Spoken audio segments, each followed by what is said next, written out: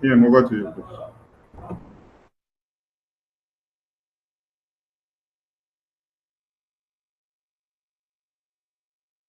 Unmute yourself, PM. Unmute yourself, PM. Good evening, fellow Biafrans all over the world. Good evening, ladies and gentlemen of the press. Good evening, lovers and friends of Biafra all over the world watching this evening State of the Union press briefing on the development that we have, and we needed to pass this information officially to the Biafra people. Today with me, I have the Biafra Republic Government in Exile International Attorney, Dr. Levy, who will be here with me to give some opinion on the development that we have had a couple of days ago. My fellow Biafrans, like we have always promised, that the government of Biafra, both in exile and the homeland, the first priority is that we are fighting the liberation of Biafra using multidimensional approach. Today, I have come with a good news. I want everyone to remember that in Biafra, Africa died, and in Biafra, Africa will rise. Today, there are movements all over Africa to liberate Africa from neocolonialism. Biafra will not be exceptional. In 2011, Biafra became a charter member of the Organization of Emerging African States. And in December 2015, the Organization of the Emerging African States called on the Nigeria government to hold a referendum on Biafra self-determination within 90 days, including the option of the total independence as the Republic of Biafra, a transitional phase of not more than 180 days. My fellow Biafrans, it may surprise a lot of people to know that this actually happened. Nigeria ignored it. In 2016, the Organization for Emerging African States repeated the call for referendum as the sponsor of the All Biafran Conference of Accra, which took place in 2016. My fellow Biafrans, in October of 2020, the Organization of Emerging African States repeated its demand for referendum on Biafra self-determination to the government of Nigeria. All these calls were ruthlessly ignored by the Nigeria state. The Organization for Emerging African States, after deliberation, has endorsed the Biafra Republic Government in Exile self-referendum on Biafra for many, many reasons. And one of those reasons, or some of those reasons, are as follows. Nigeria refused to administer or permit a third party to conduct Biafra referendum. The organization also noted that the African Charter of Human and People's Rights guarantees the right to self-determination of everyone, including Biafra people. They also noted that Biafra has submitted a request to the African Commission on Human and People's Rights to assist with the referendum and peaceable transfer of power to the Republic of Biafra, if so indicated by its result. The Organization of Emerging African States noted that it's satisfied with the integrity of the referendum, which is being conducted digitally and at local polling station and is subject to multiple safeguards. The result of the self-referendum also was noted that it is going to be satisfiable and will meet international standard. This is the submission of the Organization of Emerging African States. Millions of Biafrans have already voted in the referendum, which is due to be concluded on November 29th, 2024. The Organization of Emerging African States congratulates Biafra people and congratulates the Biafra Republic Government in Exile for its sagacity and initiative in undertaking the referendum on the future of Biafra. And on this note, they also declared the result of the Biafra self-referendum shall be considered binding under international law as a definitive statement of the intention and aspiration of the Biafra people.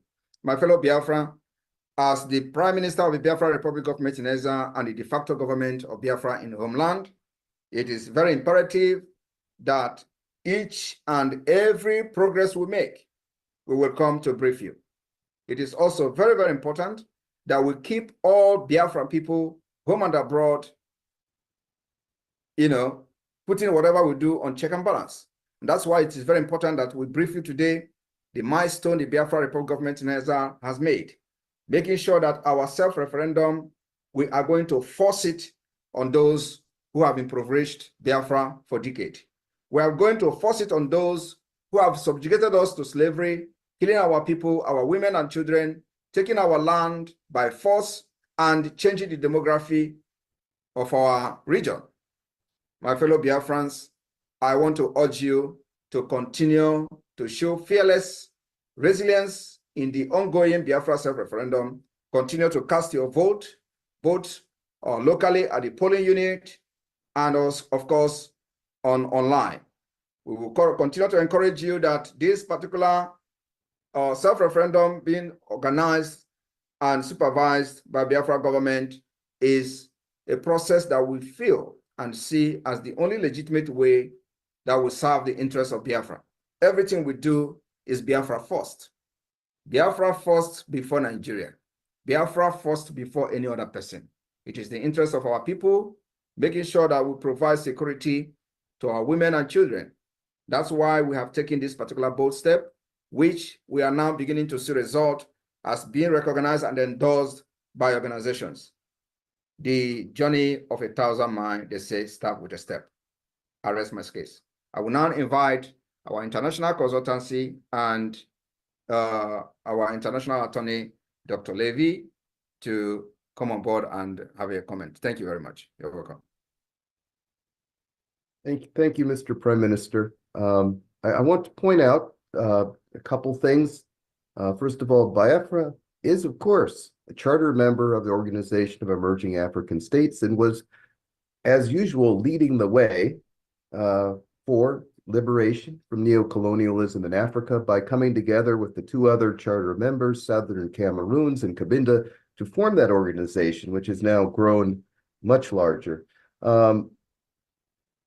Dr. Akwanga, the Secretary General, Ebenezer Akwanga, who could not be here today, he's up in northern Ghana. He sends his regards to you, Prime Minister. In consultations with him, it was a revelation to the Organization of Emerging African States that, again, Biafra shows the initiative to hold a self-referendum, because, of course, in the past, we always asked Nigeria to hold the referendum. And of course, that's a mistake. 3 times Nigeria has been asked, even more times by others. And now the technology and initiative exists. So we have the ability to hold a referendum that, in my opinion, and in the opinion of the Organization of Emerging African States, will meet all international law standards. Because of course, we're using digital and local methods. The referendum can be verified and will be the will of the people. And Biafra, again, leads the way in Africa with this. So under international law, referendum is by and large, of course, is the preferred method to achieve independence, because then there's no question about what the people want. Once this referendum is finished and the results announced, they will be binding under international law. Biafra, if it's the will of the people, if the republic is to be restored, then that is what will happen. The Organization of Emerging African States will be one of the first to congratulate and certify the results of that referendum. And as I believe other international organizations must do so also. For example, several years ago, an inquiry was made to the European Union by the OAS on behalf of Bafra, what their opinion was about the situation and holding a referendum. The External Service of the European Union said, of course, we support all ways of achieving self-determination recognized by international law. And of course, the premier way to do this is the referendum. So again, there's no question. I think if you ask anybody, a well-coordinated referendum meets all requirements under international law. Thank you very much, Dr. Levy, for that input. And just for the sake of information, and on the ongoing Biafra self-referendum, the records so far have shown over 40 million vote for Biafra, and we expect to even see up to 50 million, if not up more than that. So the people are voting massively, and so the media team, do you have any of the self-referendum video? Just for our international viewers, watching from different channel, to just take a look at what the Biafra self-referendum physical voting in the homeland look like. So we can have one of the videos, especially the one that you can, if you have the one from Aaron Dizogo, please, you can push that and let us have a clue of what is going on in Biafra land, because a lot of people don't actually understand the level of compliance in this Biafra self-referendum. So those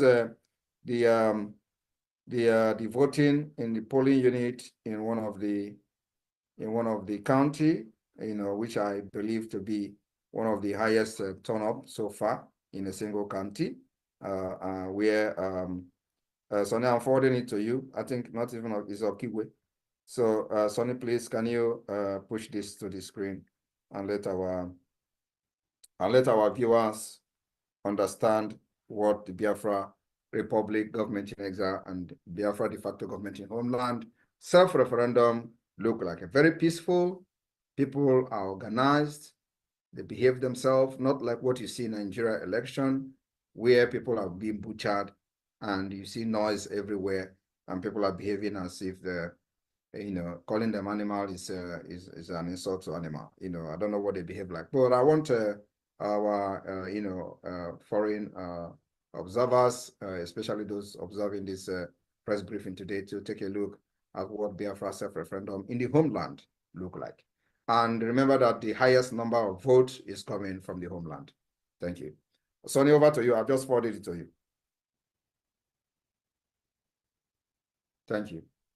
At this point, if it is going to waste time, you can put something on the screen, so we don't need to stand and wait. Thank you. So in the screen is a self-referendum going on. This one single polling unit. And I can assure you that in Nigeria election, you can never see the number of this turnout in a general election in Nigeria. Most of the people that are voting for self-referendum of Biafra never participated in Nigeria election since they turned 18.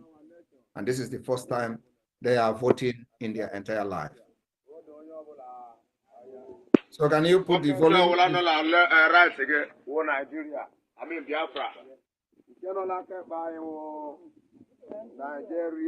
Nigeria or Nigeria.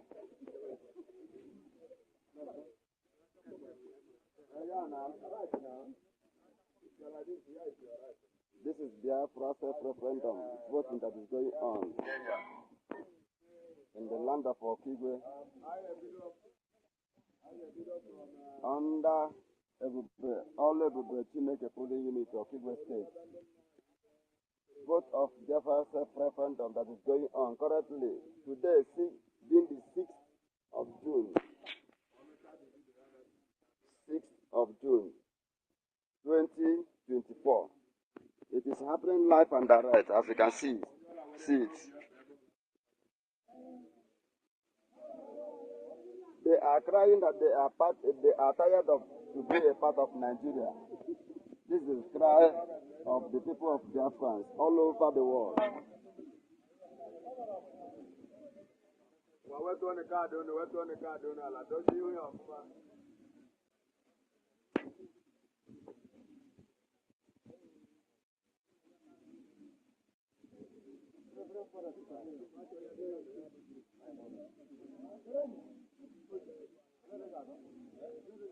People are many, thousands of people gathered, happening live and direct in Okigwe State. All over Chineke polling unity, Amosu, Okigwe, happening live and direct.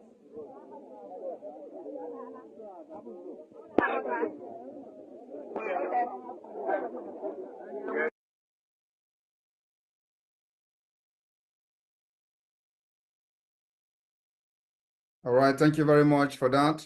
And on this note, we inform Biafran people that the document or the resolution from the Organization of Emerging African States will be made public immediately after this press briefing. So I thank you all for being part of this success and development. Remember that this is just the beginning. We are looking forward to see endorsement from different organizations. Prior to our convention in Finland, it is very important that we get as many endorsements as possible on this Biafra self-referendum. This is the way we design our own government. This is what the definition of self-determination is all about. You decide and define how you are going to govern yourself. Design the government that works for you, your future. Make it possible for those who Nigeria have destroyed their future. We restore the hope back, and the process has begun. Those of our international collaborators that are helping us both in diplomacy and otherwise, we thank you so much for the time and the love you have shown so far. Those adversary, an adversary role, making sure that this step we're taking is something that is in accordance with international legal framework and international law. We thank you also, Biafran people who have supported this Biafra government in exile up to this point. We thank you very much. The cabinet, the Biafra Republic government in exile cabinet, and the cabinet in the Biafra de facto government in the homeland. We thank all of you for sticking to the mandate of the liberation of Biafra. On this note, I say, may God bless you. May God bless Biafra. May God bless the Biafra Liberation and Defense Forces. Airborne! Thank you, P. And then also remember that if you have not registered for the Finland Convention, it is very, very important that you do it, because this is something that will never happen again. The declaration of Biafra, or the declaration of the restoration of independent state of Biafra, will be realistic, and it will happen in Finland. For those doubting our resolve, you are going to be disappointed.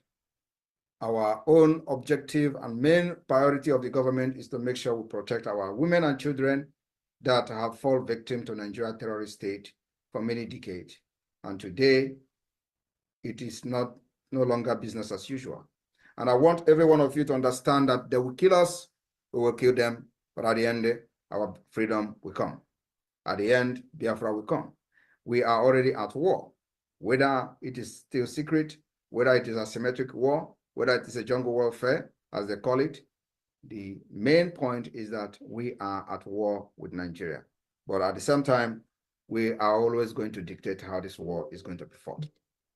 The Biafra land will swallow everyone who comes to kill our people. And those of you who may wish to join the sponsorship should contact the Minister of Finance. And those of you who may wish to join the committee on the Biafra lobbying committee, please, you contact the COS, the Chief of Staff. It's very, very important. Also remember that in whatever we do, finance, resources is very, very important. The defense of Biafra land requires money. It requires weapons to make sure that those who come to kill us will be repelled. That's what we are doing so far. We have not decided to take the war to them. We will always repel. And it has yielded result, but of course, we cannot continue to fight a defensive war. So we will step up the game as time goes on to make sure that nobody commit genocide against Biafra people again. So our resolve, and that is the only responsibility that the Biafra government is taking very seriously, security. Thank you. May God bless you. Thank you, Dr. Levy, for joining us. See you next time.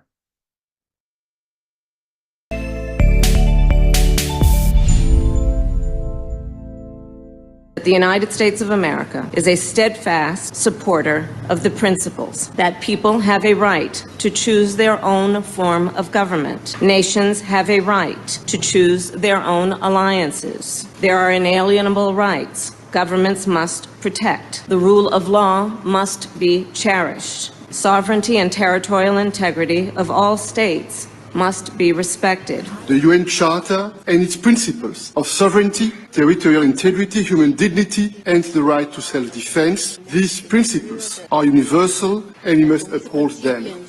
International law must be protected always and everywhere, without any ambiguity, in Ukraine, in the Middle East, and everywhere in the world. This is our global responsibility. Self-preservation must be protected at all costs. Today, the Biafra Liberation Army have neutralized dozens of these terrorists in our land, and we are proud of them. They will continue to go down. Our demand is very simple. Pull them out of Biafra land. Remove every checkpoint. If you do not dismantle all the checkpoints, they will continue to die. We will continue to excel. We will continue to deal with Nigeria, and Nigeria will never ever remain the same until Biafra exits from Nigeria. A government that uses violence will be responded with the same and equal measure of violence in self-defense. So I told them, oh my God, here is not taken, I will turn to a beast and Biafra will come. Nigeria has no rule of law. Their rule of law is gun and bullet, and we have come to resist it. My fellow Biafrans, the world leaders made it very clear that self-preservation is a must. They use the word must, and it should be protected at all costs. At all costs.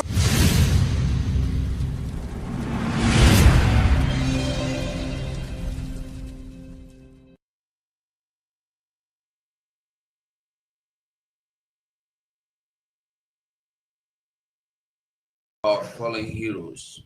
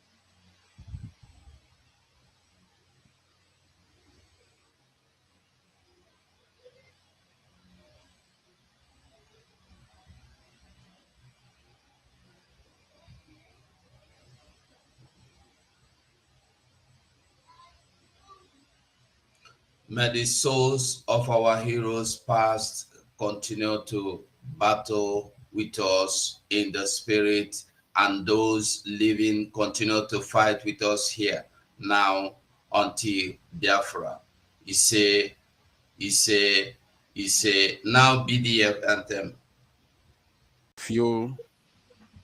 Thank you, Biafrans, who have joined us this very evening, today's very all-important occasion. I greet every one of you, and of course, I welcome you at the same time. Ndị Igbo si na na-abụ anụ gba ajọ ọsọ agba ya aja egbe. When the going becomes very, very tough, then we will apply a tougher measures in order to keep on going and overcome. So it is very, very important for us to come to do the needful this very evening, as we will be welcoming the Finance Minister of the BRGIE in our midst to do the needful this very evening. So I welcome every one of you, and I want to ask you to take a real chill, listen to us and watch how this very occasion is going, how everything is going to unfold as we move. Thank you all. Thank you, my ministers in the house. God bless you. Ndewo. We are all welcome. And now it's time to bring in our guests, the elephant in the house, the Biafra Republic Government in Exile Finance Minister.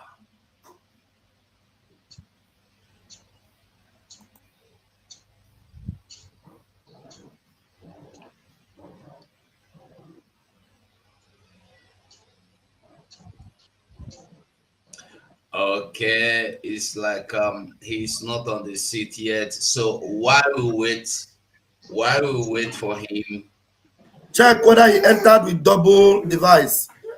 Check whether he entered with double device. I was kicked out and take one device out. I came back on again. Okay. Can you put on your camera now? Yeah, the camera is on. Okay. All right. You're welcome.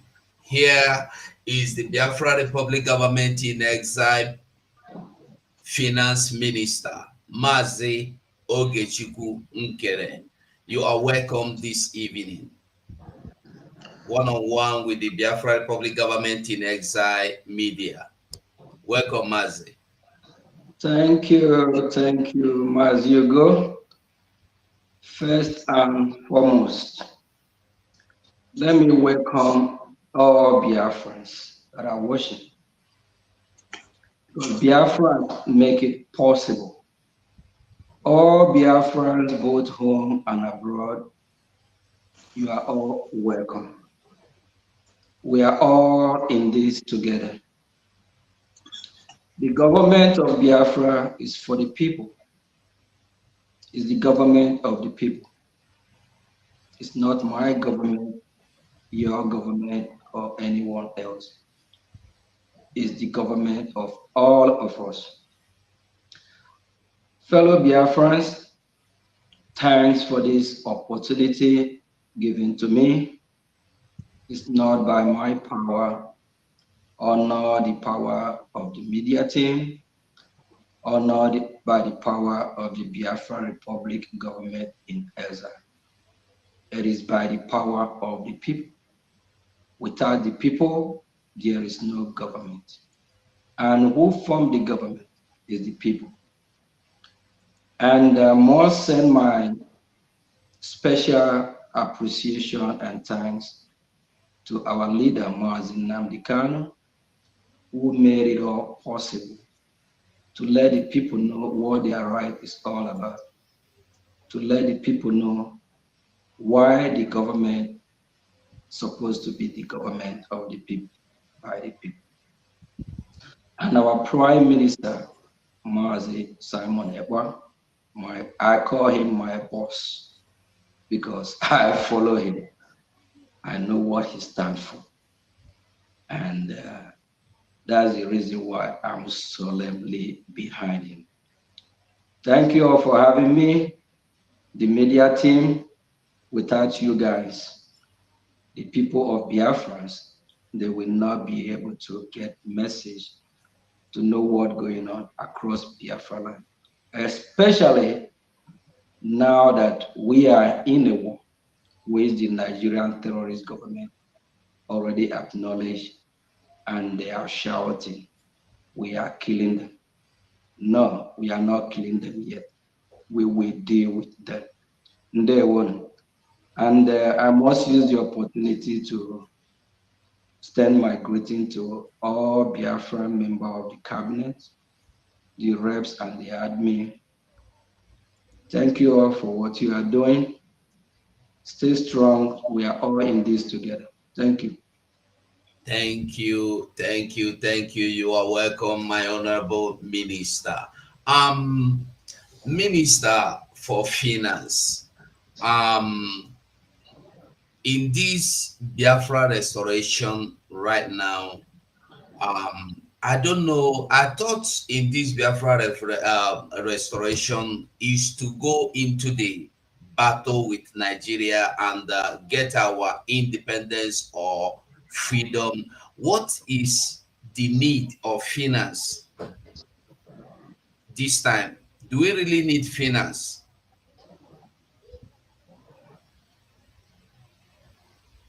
We all live in a world that without finance, you can't even afford to eat. Without finance, you can't have roof over your head. So if we don't need finance, I don't know what else we need. We need finance more than any other country in the world. When we look at what's happening, going on between Russia and Ukraine, we need finance even more than Russia or Ukraine. The war between Israel and Hamas and all the proxies of Iran, all combined, we need finance more than all these countries I just mentioned. Because without finance, how are we going to fund our liberation army?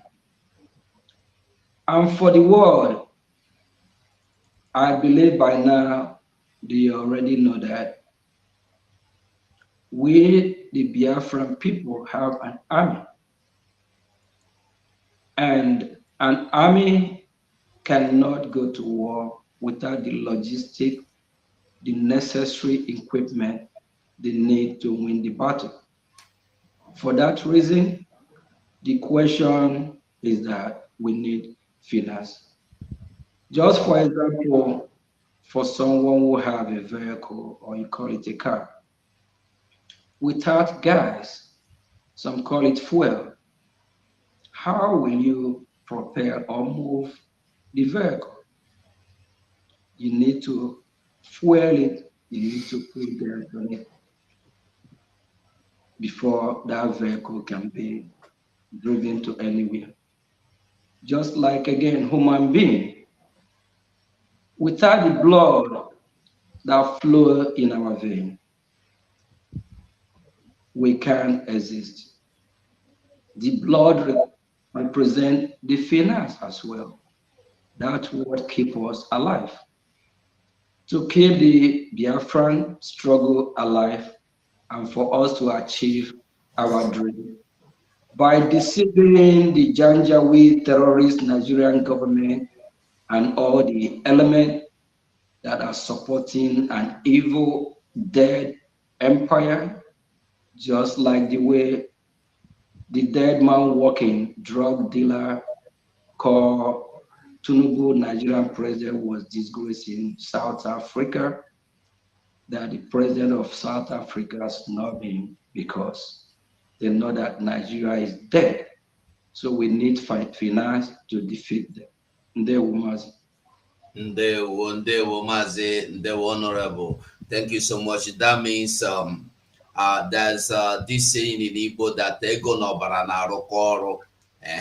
So the finance is as important as the air we breathe in what we are doing now.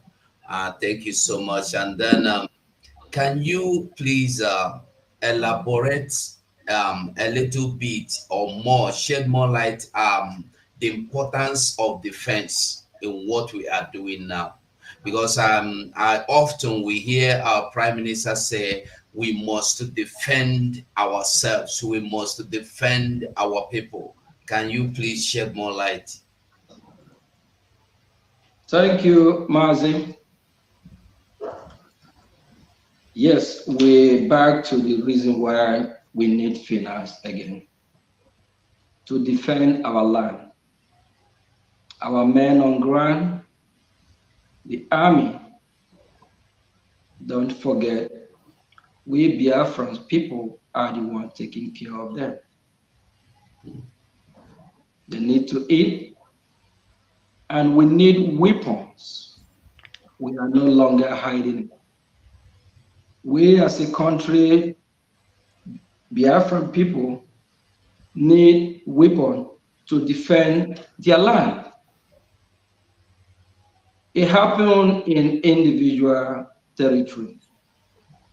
If you in your house and an armed robbery or thief broke in trying to steal from you, what do? You defend yourself. In America here, there's this law of Second Amendment. The Second Amendment gives you the right to defend yourself. Our armed forces that are defending our land, everyone knows that they can defend our land with bare hand. They need weapon. We are not hiding it.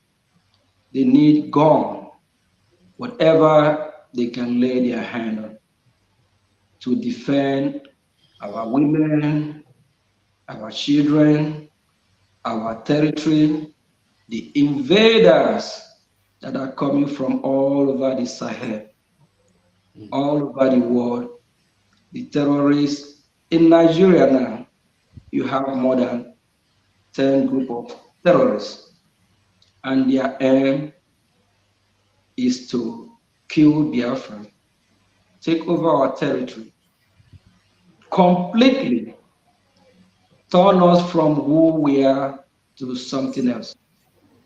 We will not let that happen. So for that reason, we have to defend ourselves.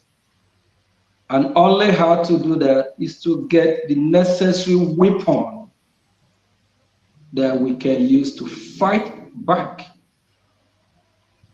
There's a video trending just a couple of days ago. Nigerian terrorist government are recruiting young kids that don't know their left and right. The recruitment is not for them to make Nigeria a better place. The recruitment is to fight Biafrans. All these terrorists, they will relocate them, try to get them to Biafra land to fight us. For that reason, we must defend our land. We must defend our people. For that reason, we need a Jema in Biafra language that is called money. Without the money, we'll find it difficult. So that's why all Biafrans need to rise up and fund our liberation army so that we can repel them back, repel the terrorists back, fight back, and make sure that our land is secure. Ndewo Mazi. Ndewo, thank you so much. In other words, really you are the Minister for Finance, and I see you speaking everything about you is finance. Okay, that's so interesting that Biafrans should understand that we really need finance in everything, even to defend our land. We need finance, and you've explained to us how much importance it is to defend our land, and defending our land is not just to go there and cover us with anything, but we need finance. That's very interesting, and I hope Biafrans are listening. And so we know that as much as we Biafrans are doing well to support financially, we still need more. We still need to do more. So thank you so much, my honorable minister. And then I don't know, my honorable minister, can you shed light on the database system, and if you can shed a little bit light if it has anything to do with finance as well? Sure. When Biafra come, why like in the diaspora that we live on, we know what database is all about. That's how we can know those that are in Biafra land when Biafra come, how many, the number of people we have. We can track everyone. If someone commits crime, we will be able to know how to handle that.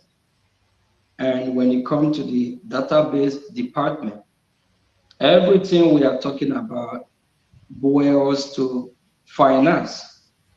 We need Biafrans to step up and fund what we are doing now to make it easier for the department, whatever they need, so we'll be able to provide it for them. Everything points. There's this adage that said, whenever you see little child or little kid pointing hand somewhere, either the mother is there, the father is there, or there's something going on there. So everything we're doing in restoration of Biafra requires money. Everything points back to money.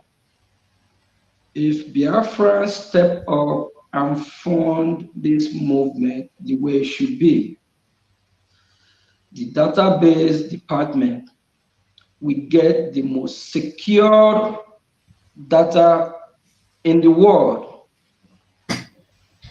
whereby if somebody from Niger comes to Biafra land, we'll be able to identify who is who. If a criminal commits a crime in one state and they relocate to the next state, we'll be able to figure out. But in the failed country that we are fighting to exit from, which we already exit from spiritually, what we are doing now is liberating. When we have a secure data system, we'll be able to monitor everything that happens in Biafra land. The country that we are exiting from right now, if something happened in Lagos,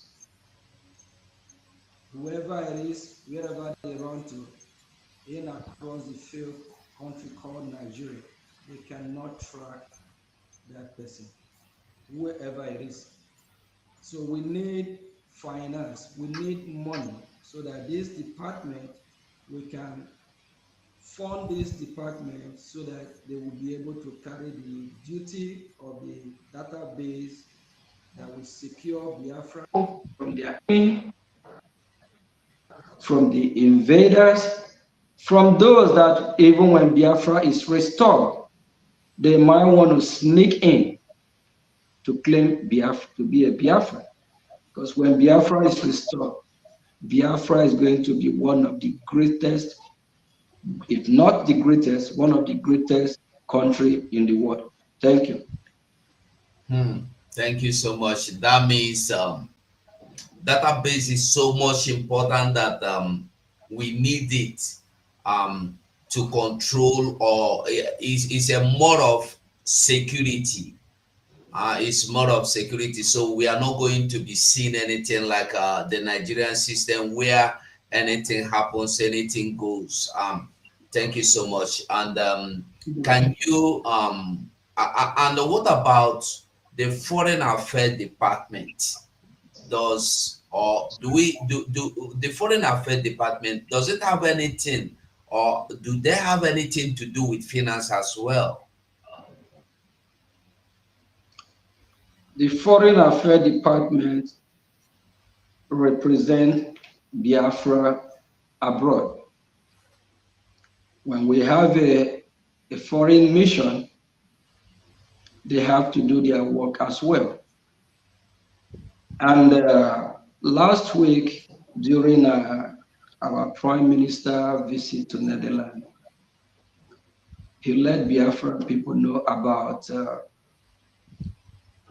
who we have signed a contract with, that they will lobby on behalf of Biafra that are falling Foreign Affairs Department, of which our Prime Minister, in the person of Mazi Simon Ekpa, also made it clear that whoever, any Biafra that really want to support, should contact Dr. Ngozi Orabeze, the COS, for inquiring on how they should be part of this to make it happen, so that the Foreign Affairs Department won't be having financial problem. So what I'm trying to say is that who we have contracted at the end of the day is still going to require money to make everything go and flow the way it should be. So Biafran people, money is required in all departments, in all sectors of the government. In everything we do, we need money. In any department, there's no department that is exempt from this.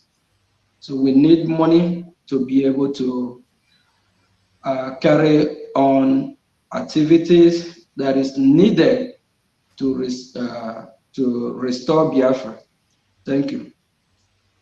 Thank you so much. And my Honorable Minister, please, I would like you to tell Biafrans, this money, is there any importance or anything they are to gain after giving this money, or is it like I have seen you most times give money and give huge amount of money?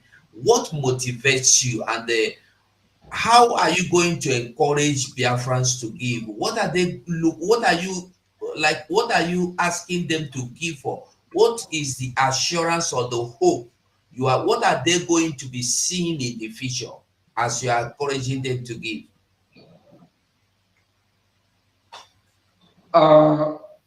When it comes to giving or receiving, you have to know the reason why you are giving the money. One is that the money that Biafran people are donating or giving is to assure that Biafrans have a home, that Biafrans have a place that they can call their own, which Biafrans already know where their territory is. United States of Biafra have 40 states. We know our territory. We know the land that belongs to us. Biafrans have never invaded anyone's privacy or anyone's land. Where belong to us, belong to us. The money that the Biafran people are contributing or giving is to secure our territory, is to chase our enemy out of our land. And if you are a Biafran listening to me, We have a new sheriff in town, a new sheriff that is doing the needful, a new sheriff that is doing what the Biafran people want, a new sheriff that be for Biafran people. Our Prime Minister, Mazi Simon Ekpa, is the new sheriff in town. Our Prime Minister made it clear last week during his town hall meeting in Netherlands. He said, I think or thought about it throughout during the week. It made my day, it made me laugh. He said, he will be the one to finish this, that he's not going to go halfway and turn back. Yes, that is assurance that Biafran people want to hear, that he will lead us to the finish line. And we, the Biafran people, will support him, make sure that he succeeds. The money that the Biafran people are giving is to support the Biafran liberation. I personally, one of the new sheriff in town, I have give thousands and hundreds. Hopefully Musa is even listening or watching. He's looking for those that are giving. I've been giving. The former old sheriff in town, in the time of Nenaya, Anya, and Co., instead of giving, what they do, they collect. Yes, they collect, but in our own time, we are giving because we want results. And for the past 1.5 years to 2 years, Biafran people, you all can see result of the money that you have been contributing every Saturday, every day. You can see the result.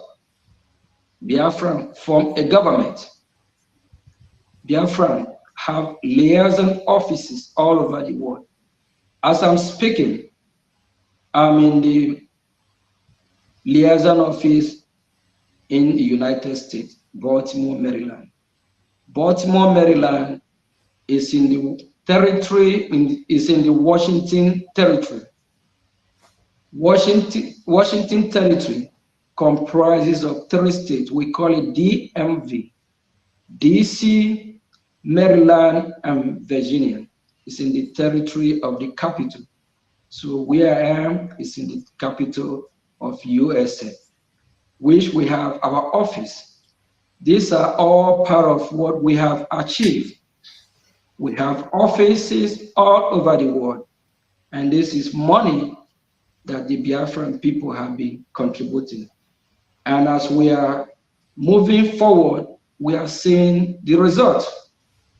And the Biafran government moved from agitating to liberation.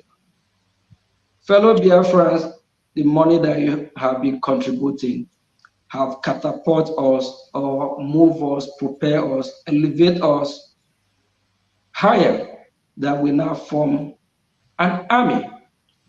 We don't agitate any longer.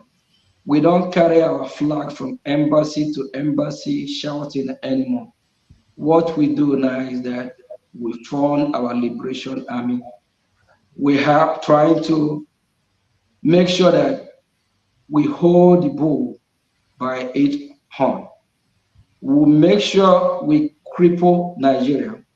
We'll make sure we chase Nigeria out of our territory. The money that the Biafran people are contributing is showing results. I believe Biafrans, millions of Biafrans have seen a lot of video of our liberation army. That is the result of what we are doing. Last year, we traveled to Finland to do what? We all know where we are in Finland. We traveled to Finland, a convention of how we are going to redeclare or conduct our referendum, which after the meeting in Finland, hear the positive results. And we are planning this year again for redeclaration, which will be December. And that will happen in a historical country, a place called Finland again. So the money that the Biafran people are contributing, Biafrans all over the world can bear me witness that the result is showing. It's not like those that we left behind. It's not like the sabos that have been piloting it for some time. The new sheriff in town, in the person of His Excellency Mazi Simon Ekwa, we are working with the promise that he promised us, that he will never disappoint us, that he will be the one to finish it. You cannot have two sheriffs at the same time. You cannot have two captains at the same time. If not, the boat, the ship, or whatever will crash. So we have one captain that we are going with his promise that he will make it happen. And he just reassured us during the town hall meeting in Netherlands that he will finish it. So the news to my Biafran people today is that our leader made us a promise that he will finish it.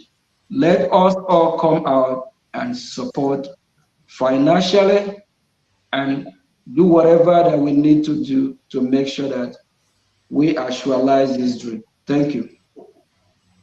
Thank you so much. From what you just explained now, I can understand that when you look at what our Prime Minister, Mazi Simon Ekpa, is doing, and you see what the army are doing, you get motivated. No wonder you are always there to give, and there's so many other people that give. Well, because when this huge amount is being dropped into the bag of Biafra Republic government, I wonder what motivates you and the others as well. I must say, I am glad that we have one of you, and there's so many other Biafrans out there, and that we have our army on ground that are doing the needful. So thank you. And then I don't know if you can go on and explain to Biafrans the way of payment, that's the methods by which they should be making their payments, because you are the finance minister. We don't have you here in our studio every day, and I can only explain to them the one I know. And I don't know, so because sometimes some people will call to tell you that they are giving money, or they have given money, or they have paid into someone's account and they did not get receipt. I don't know if you can shed light, true light on that, so that people will get and they hear it directly from your mouth. Thank you. Thank you, Biafrans. Thank you, and Mazi, thank you very much. You're doing a good job. I just want to raise one more, say one more thing towards the reason why and what motivates me by giving. I love Biafra. I'm a Biafran. I'm a progressive human being. I love progress. I'm not somebody who ignores progress. I've been in the Western world for a decade now, not 10, not 20 years. I know what freedom is all about, what good life is all about. When you look around those in Biafra land, whenever you picture what's going on over there, the first world, they refer Africa to a third world. Africa is not a third world. Africa, as far as I'm concerned, is probably fifth or sixth world, especially in Biafra land. Nothing is working. No good school, no good road. Just the way the terrorist government of Nigeria are recruiting the young kids that they want to send to war to fight the Biafran army. They are not planning how to create jobs. The idiotic government don't have the capacity what it takes to create jobs. They don't create jobs. All they know is what we sent you backwardness. The Nigeria of 50 years ago is worse than 50 years ago. If you picture the look, how it is 50 years ago, it's actually better than how it looks now. A country that don't have security, a country that killed its own people, a country that nothing is working. When I look back after the resources I have put there, I train people in the university. When they graduate, they can't find a job. They still call for help. A country that you cannot depend on the government to secure you. Rather, they kidnap you, they kill you. A country that you don't have light, you can't boast of electricity for 24 hours. You can't boast of anything good amenities. You can't boast of running water in your compound. Is that a country in this 21st century? After enjoying what I enjoy in diaspora, I look back, I shed tears, I cry over it. I'm like, if it is supporting this great movement, it's all I achieve before I die, so be it. Whoever don't like it, go and hawk transformer. I'm fine. I don't know if this will be restricted by YouTube as well. Whoever don't like it, go and kill yourself. Drink acid. Jump inside lagoon. The Bible said that God created us in his own image. God is love. That love motivates me to put my hundreds and thousands in what I'm doing today. It gave me joy putting the money in restoring Biafra, knowing that this money is going to save life when Biafra comes. Knowing that this money will change everything in Biafra land. Knowing that this money will chase my enemy out of Biafran territory. A lot of people that have money, they have a lot of charity organizations that they put their money. I rather put my money in Biafra charity organization because I believe that what I'm doing is the work of God. God will not come from heaven and help us to buy logistics. He will use human being in form of angel to do that. He have used a lot of human beings. He used somebody like Jesus Christ first. A lot of people don't know that Jesus Christ is a freedom fighter. He left everything down to earth here to save humanity. Yes, that's the reason why he was here. God used Odumegwu Ojukwu, Mazi Odumegwu Ojukwu, to save the life of Biafrans, to let Biafrans know that it's time to go. At a time, Odumegwu Ojukwu yelled and said, "Let my people go." God used Philip Efion, Mazi Philip Efion, to do the needful as well. Yes, and Mazi Philip Efion said, he let the Nigerian terrorist government know, if you don't treat Biafran children well, they will rise again. And that prophecy come to pass. God is still using our leader, Nnamdi Kanu, to wake us up, to let us know they are coming from Sahel. The Janjaweed are coming. They are coming to take our land. They are coming. When our leader, Nnamdi Kanu, first started, people called him out. They call him name. They said he don't have respect. He don't know how to speak. He is this, he is that. This young man, the Ohanes in the ocean and the elders are supposed to protect their children that are so that accuse our leader Nnamdi Kanu that he don't know what he's doing, that he's not fighting for his people.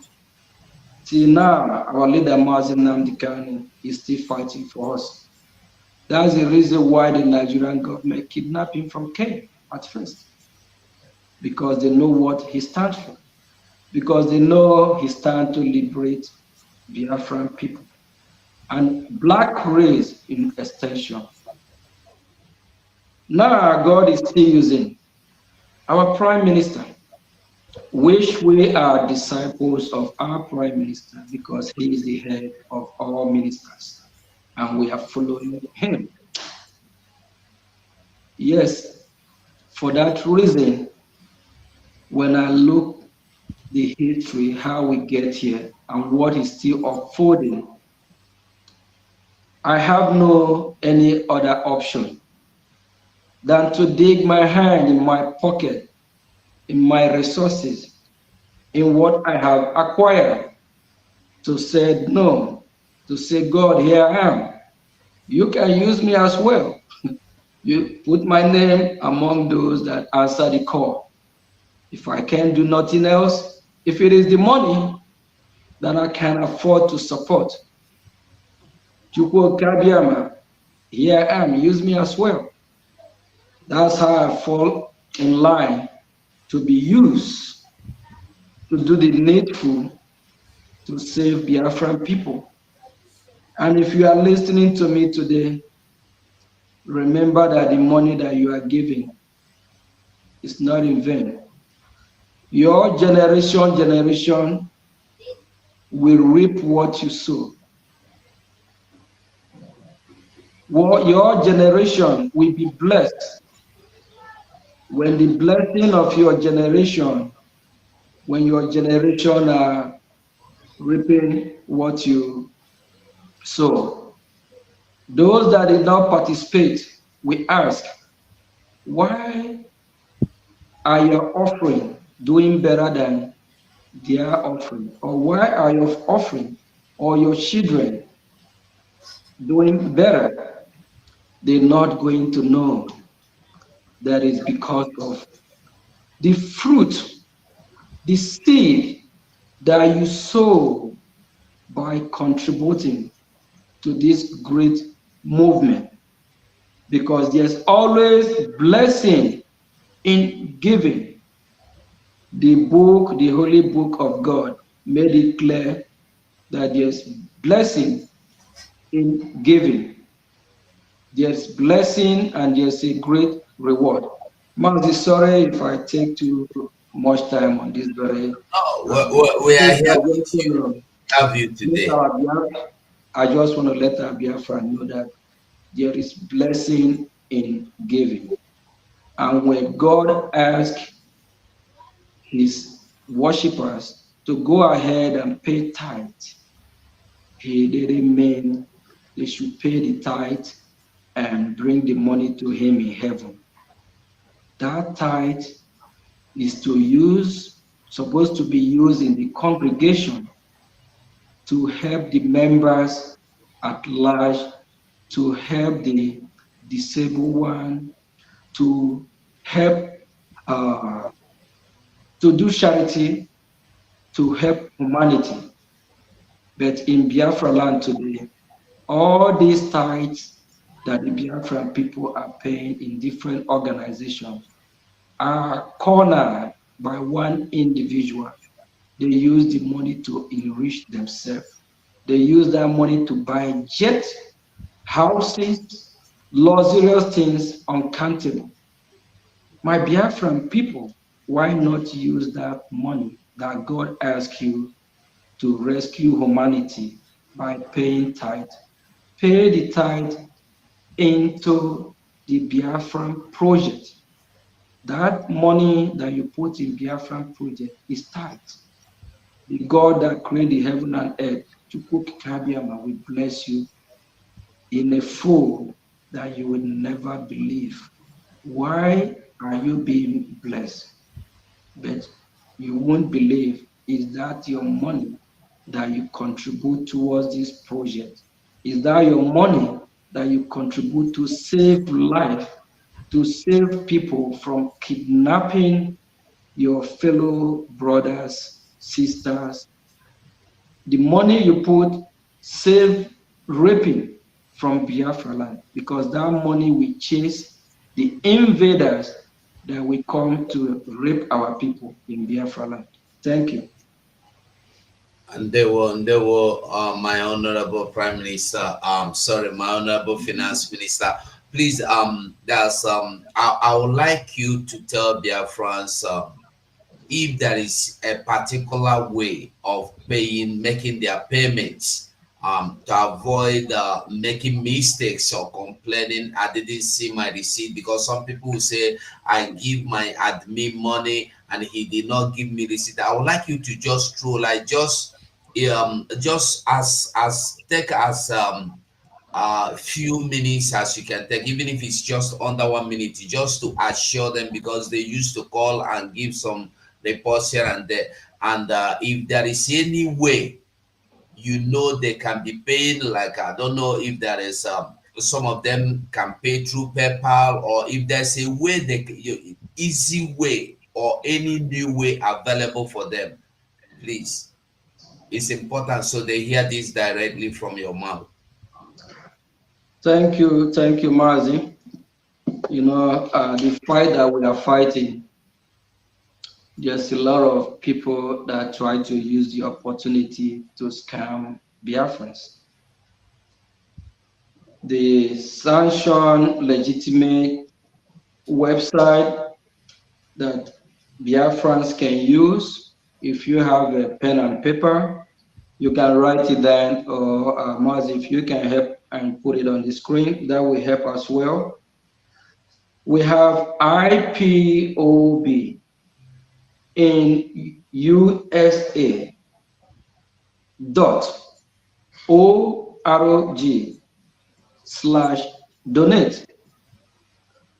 IPOB in USA .org/donate. This means of payment is sanctioned by the Biafra Republic government in Exile, headed by His Excellency Prime Minister Simon Ekpa. And we also have the Biafran Republic website, which if you go to Biafra Republic Gov, Biafra Republic gov.org/donate.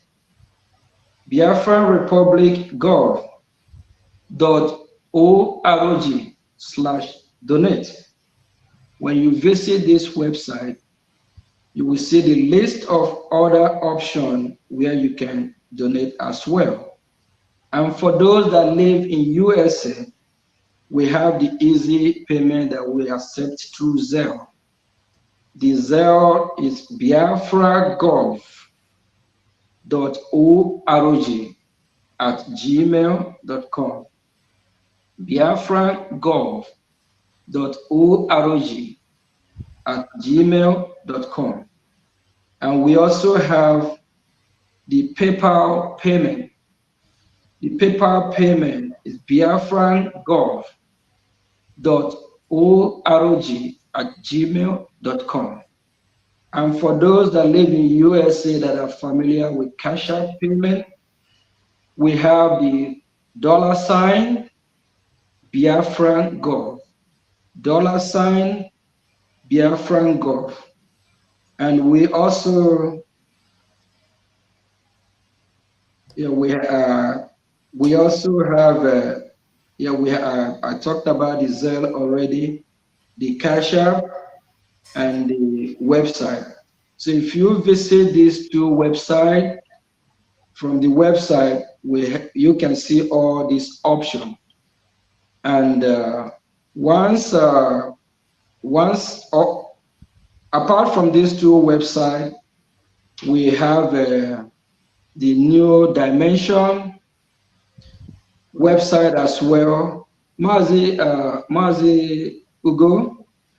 Yes, my honorable. Yeah, I saw you put on the screen there. Can you let it show so that for those that probably have pen and paper, they can just either write it down from there. Yes, screw up a little bit.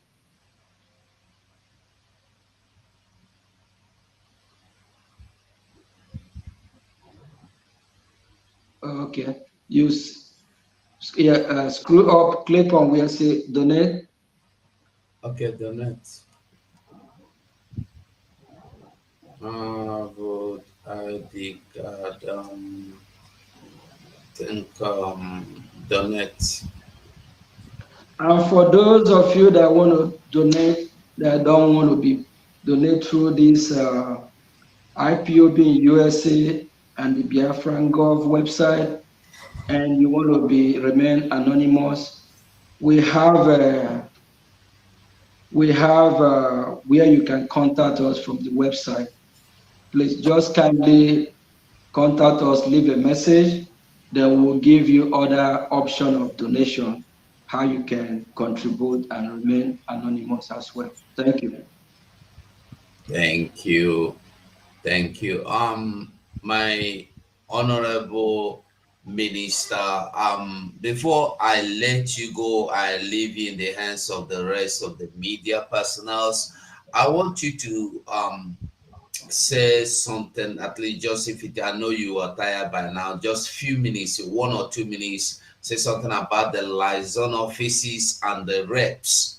How are they working with you? Are they really working with you, or they are doing something you don't understand in terms of finance? In terms of finance, we are actually moving with speed, of which our Prime Minister will be visiting US this Sunday for town hall meeting, which I will be having a meeting with the North and South American rep with the admins. We have opportunity to let all the members that are be contributing to know that the Biafran government appreciate them and the Biafran people appreciate their contribution as well. And for those that want to be part and want to step up in their donation, so we'll have a contested call on them one after another, have a discussion to find what platform that will be suitable to them. We have different committees that have been formed. We have the Finland committee, the sponsorship. We also have a committee that was formed to sponsor Finland as well. And when it comes to the liaison office, actually I visited Europe 2 weeks ago to encourage them about finance. And the Mazi Uche, the Europe rep, I spoke with him several times. He's doing a good job as well, saying that the members from Europe, they start stepping up financially. And when it comes to the Department of Foreign Affairs, as I'm aware of, they are doing the needful. They are doing a great job. That we just have to encourage every member to support them so that they can be able to carry out the duty that was called upon all of us financially. Please, we plead with every Biafran. If you have not been supporting from your local level to your state level to any country that you reside, please make sure you liaise with your liaison office in the country that you reside so that they can be able to do what they're supposed to do to make sure that we all are carried along. Apart from that, every department so far are stepping up because this is the time that we really need to let the zoo government know that it's time for us to go. We are tired. We don't want to be part of them. It's not by force. They cannot force us to be who we don't want to be. There's this, they say you can lead a donkey to the stream, but you can't force that donkey to drink the water. So we have found out that God have opened our eyes from these great leaders that I mentioned earlier.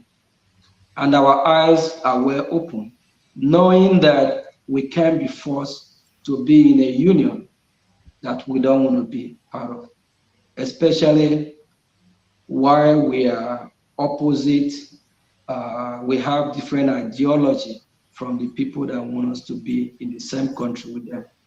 The people that want us to be in the same country with them, we don't speak the same language with them. We don't eat the same food. We don't have the same religion with them. We don't, everything is just opposite. So we cannot coexist. The United Nations know what I'm talking about.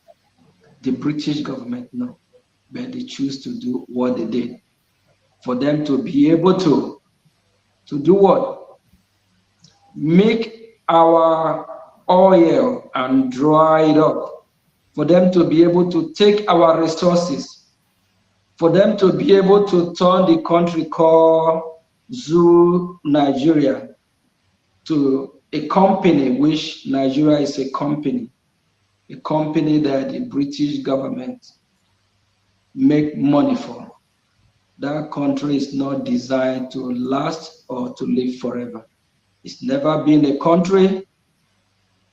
It shocked me when I heard the former president call Goodluck Jonathan that I don't even know his left and right as well. He said Nigeria is not a country. Nigeria is just a geographic expression. It's an experiment, the British experiment, trying to see if it is work. But the British government know that Nigeria is a failed state. The world know that Nigeria is a failed state.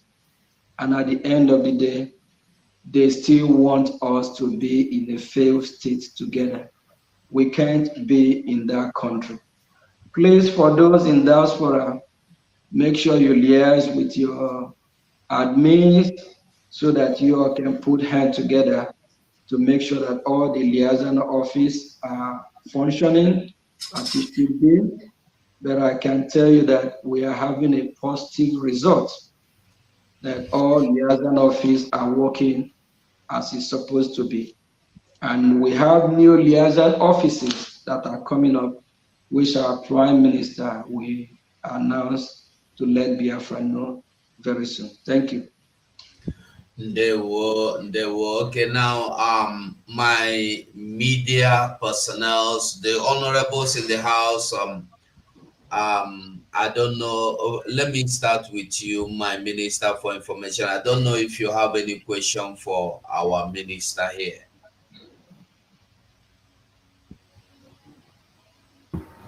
Thank you, Honorable and indomitable Minister of Ejemma, the Minister of Okpogo of Biafra.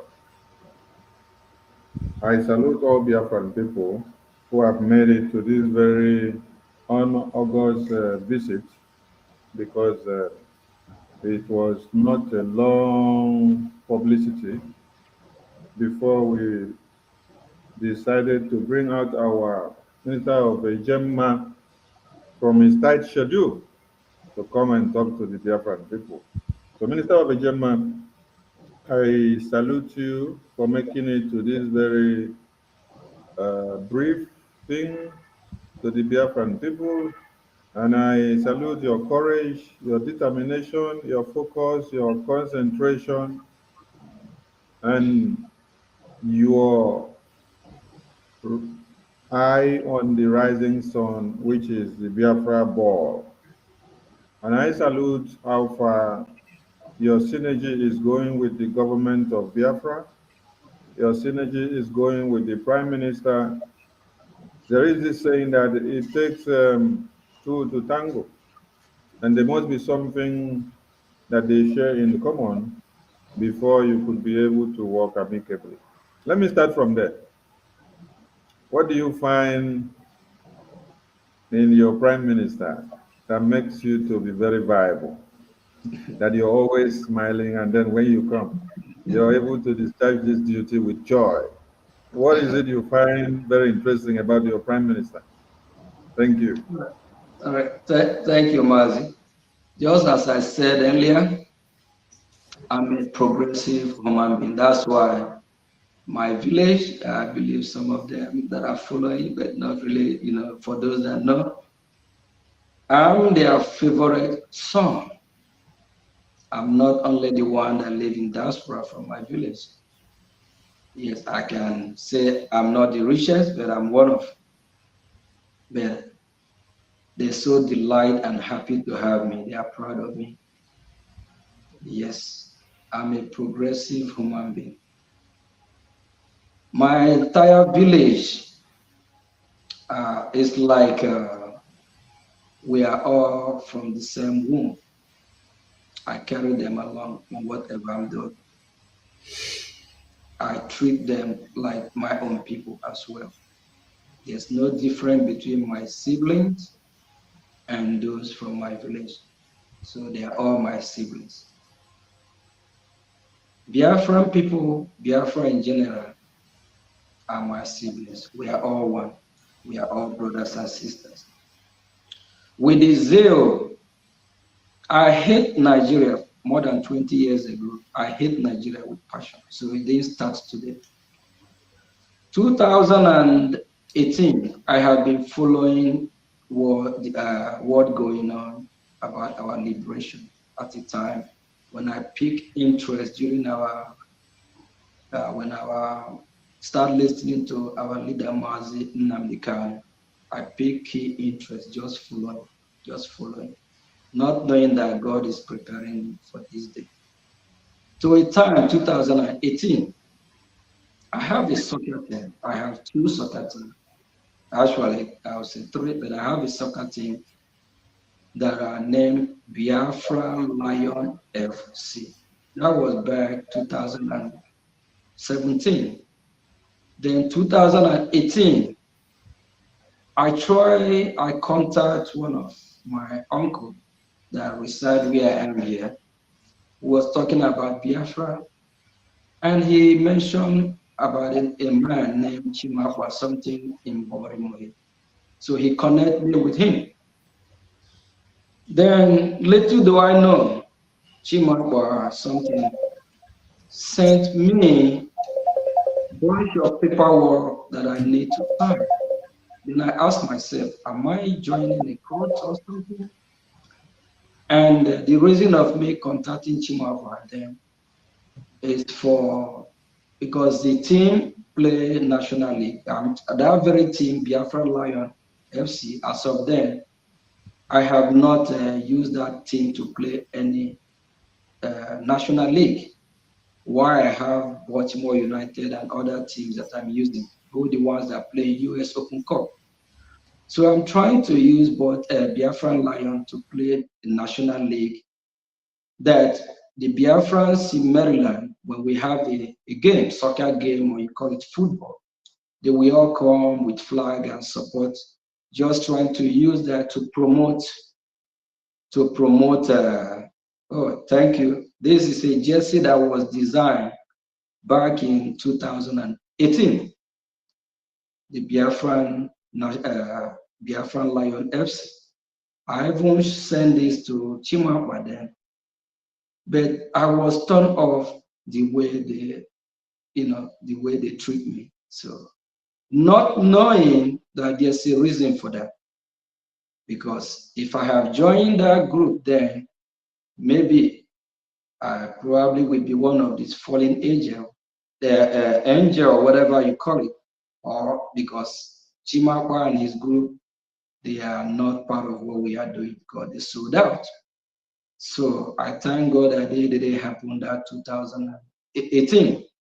So I was turned off by the way they treat me, or with bunch of rules and regulation and all that. So following, keep listening, I'm just at the back door at then, waiting to, when will the door open? After they kidnap our leader, that's when the wake-up call actually started. I pay now key interest in everything that is happening, step by step, step by step. That's when, before then, I have come across some videos, some broadcasts of our Prime Minister, Mazi Simon Ekpa. So, I just listened to some of his broadcasts. I'm just, it's just a lot going on that period of time. There's too many of all these other broadcasters. So I'm just trying to figure out what's going on. So when I start to analyze and listen to these broadcasters, I start to get the key that I'm looking for, which way or which door to open, and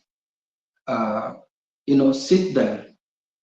So there's a time that Nelly, after our leader was kidnapped, Nelly calling in our Prime Minister program was saying something about people that kidnap our leader, this, that, just shouting, ranting, and all that. So, and before then, I've been watching our Prime Minister already. So I see that we have the same ideology. And he's a man that I start to respect by watching the way he analyzes, the way he analyzes stuff is totally different from when you watch other that are broadcasting as of that time. He break it down in a way that is like kind of education program, So, and his teaching is real enlightening. He break it down, let you know the reason why white is white, black is black, orange is orange, apple is apple. So I key to him, knowing that he's smart, he's genuine, he knows what he's talking about. That remind me on what our leader Mazi Nnamdi Kanu said, that if Biafrans know that you are saying the truth, they will follow you. And I'm not going to say I'm all that much educated, but I'm smart. I'm really, really smart, intelligent person. I can read somebody from listening, from having a conversation just in a minute or two. I can let you know what the person is thinking. Mazi Sonny, I hope it's like I'm going too far, right? Thank you, my Minister of Jema. You have actually answered the question.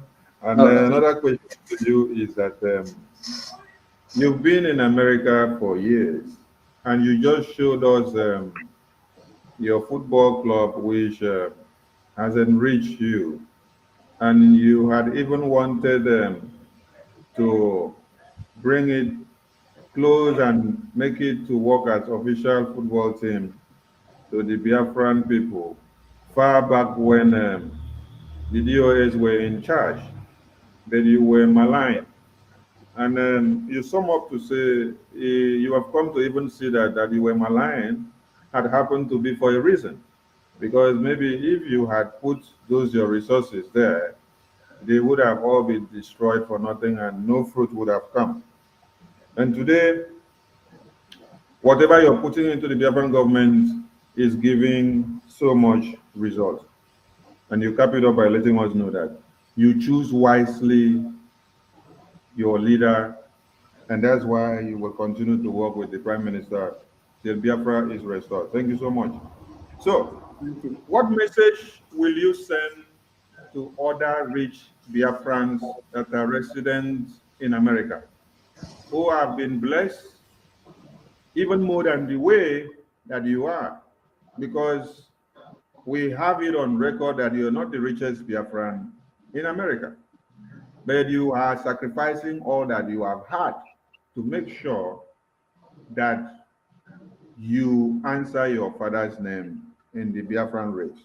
What is your message to those other Biafrans who have more and more than what you have in America, but are refusing to do anything to support the Biafran liberation? Thank you, Minister of Information.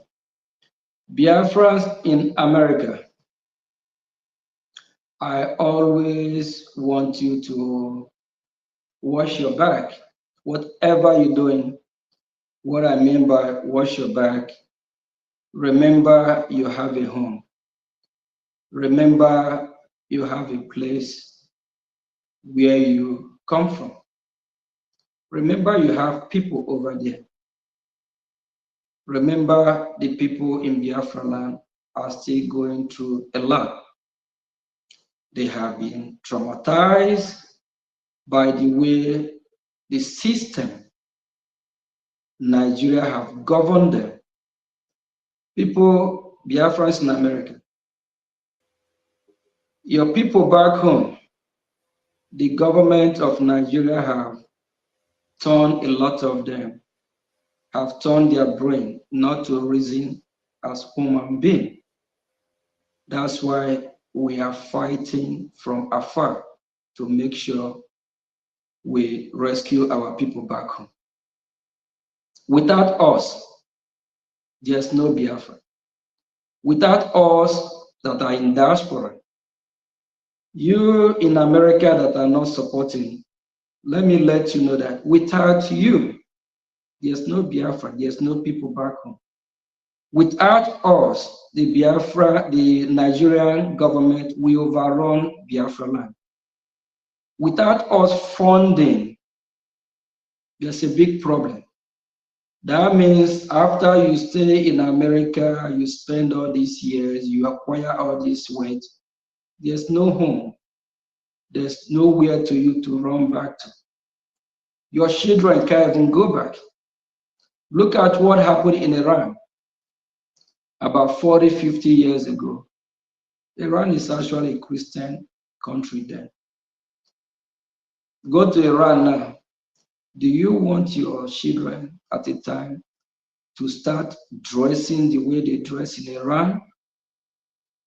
Do you want your generation to be treated the way they treat women as a third-class citizen in their own country? Is that what you want? My fellow Biafrans in America, the best thing you can even or think about doing is to invest in Biafra land. How do you do that? You start by trying to secure the land of Biafra. How do you secure the land of Biafra? We need to fight. We need to get our freedom first. We need to first of all get our freedom. Then let's come back, sit in a round table and discuss. If you have any problem, bring it on then. We can now discuss and talk as family. If you are not supporting the freedom back home, you have everything to lose.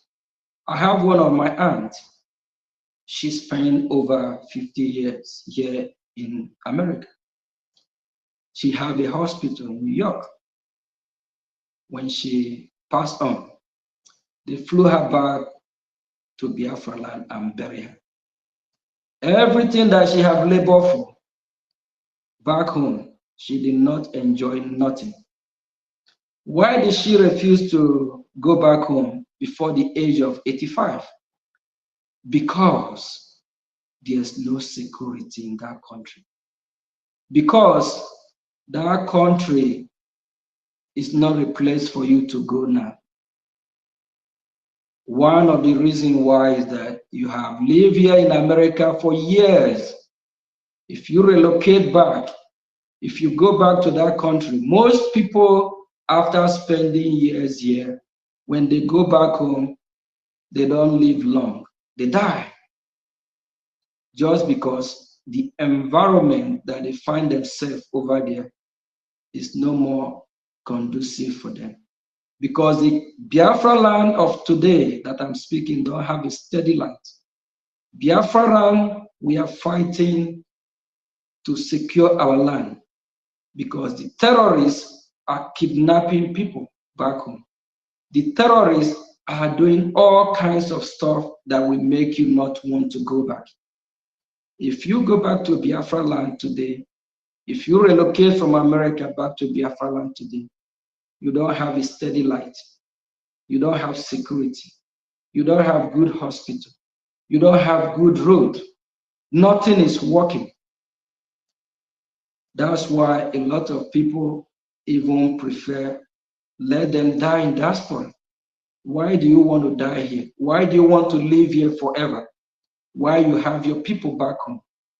Please bring your money, support what we are doing. Let's liberate our land. Let's chase the enemy out. Let's get our country back. Let's restore Biafra. So that when Biafra comes, you can go back with your kids, your family, and be proud to tell them, this is Biafra land. Because when Biafra is restored, we'll make sure Biafra is way beautiful than Dubai. Can you imagine that even people in the United States of America, sometimes they will tell you they want to go back, they want to go to Dubai for vacation. 40, 50 years ago, nobody is talking about going to Dubai because as of then, Dubai is not the way it is. But do you know that Biafra land have resources more than Dubai? Let's go get our land back so that we can use our resources, utilize it the way it should be, and get our country, put our country how our country should be. We can compete. Here in United States of America, I have more than one business. Anywhere you find a Biafran all over the world, they compete. We are not criminals. We work hard. We are not terrorists.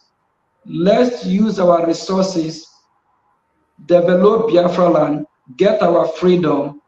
The world at that time, I believe they will come and embrace us. It's just that it's like some part of the world that's scared to actually get our country back. Thank you. Thank you. I want you to please use 2 minutes to enlighten Biafrans that are in the Zoological Republic of One Nigeria and those that are also in Biafra land who wants to partake in the donation. Which ways and manners do they have to follow or to go through in order for them to partake in donations? Biafrans that are domiciled in the Zoological Republic and those in Biafra land. Thank you. We have 40 states in Biafra land. Every state have coordinators, have admins, have those that are in charge. We have a de facto government. So Mazi Sonny, what I will encourage those in Biafra land is to locate their state admin coordinators, those that are in charge in their state level, because we have the de facto government in the homeland. So the state level, they will be the one that we pilot or be in charge of how that we go. So we that are in diaspora, I can speak more about here in diaspora. So the de facto government also have a minister of finance. So I think you as a minister of information, I will recommend they go through our information desk, or they can go through the website and look up where say leave a message so that they can contact, so we can direct them to the appropriate department or channel that we handle that. Thank you. Thank you so much. Please, we understand that the database system incorporates of the ID card, the event convention in Finland. I want you to stress the need of raising funds with the ID card, because we understand that everything that we do today is aimed at raising funds, and that is why you are the finance minister. Even if we say our ID card is 200, 300, 500, 150, 20, we want Biafran to understand that in all these avenues and whatever we are doing, funds are to be raised to be able to work. So stress the need of Biafrans understanding that the ID card must have to raise funds to the government. Thank you. If you love your people, Biafra, if you want to really show that you are part of what we are doing as a Biafran, it's necessary that you support in every avenue, in any avenue that you know you can. The ID card, when you register and pay the necessary fees and due, you are supporting Biafra as well. You are supporting what we are doing. And at the same time, you are using the opportunity to register your presence. You are using the opportunity to let the Biafran government know from the state that you're from, how many, is it 2 million, is it 20 million, is it 30, 40? You are using the opportunity to cast your vote as a Biafran, because when you register and get your ID card, you now identify yourself that you are a Biafran. That sends a loud voice, and that counts. So please make sure you register and get your ID card. Make sure you let us know who you are. You let us know that you are a Biafran, because once you register for your ID card, you already counted. And that also going to help in the voting process as a Biafran. And I believe as you are doing your registration, you are voting as well. You now let Biafran know who and who we have in our data system, because it's really important that we identify Biafrans wherever they are. That you have to let us know that you are a Biafran. So please make sure you register and get your ID card. Thank you. Thank you, my finance minister, minister of Gemma with pride. I listened to you when you spoke and you made mention of our general, our eternal leader, Ojukwu. We are meant to understand that Ojukwu used his father's funds and his own funds to support massively of the Biafran armory and every other thing that was ongoing. That little funds only came from other sources, but he used predominantly what he had and what his father had. And here you have also stressed the importance of how much you put into the Biafran struggle and how blessed you are. Do we need to see you as another Ojukwu in the making of the financial area support? And how does the Chukwu Okike Abiyama of our time replenish your pocket as rapid as it is? That when you appear in a tour in US today, you will donate like 4,000, 2,000, 3,000. And when you go to Netherlands, you're able to donate another 2,000, 3,000. When you go to Spain, you're able to donate another. It's always coming in tau, tau, tau, tau, tau. How is Chukwu Okike doing it from your end? As a lesson for others to learn and understand that you have a blessing and this replenishing factor that is always coming back to refill this drum. Thank you, Minister of Information. We live in a spiritual world, and God created this world in a spiritual way. That's why the air that we breathe, have any of us see the air that we breathe? No. The water that we drink, the water flow both to the good people, the bad people, the evil one, and the good one. Everybody drink water, everybody partake of the water. It don't matter the religion you are, it don't matter your color. We all drink the same water. So likewise, if you believe in the word of God that said, blessed be the one that giveth.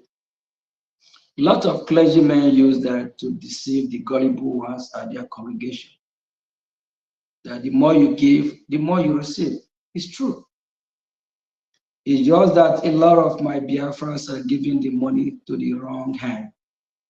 It's just that a lot of people are giving the money to clergymen that scam them. Yes, because they are quoting that scripture, using it to scam them.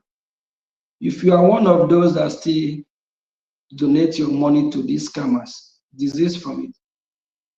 Put your money in where you see where the result is coming.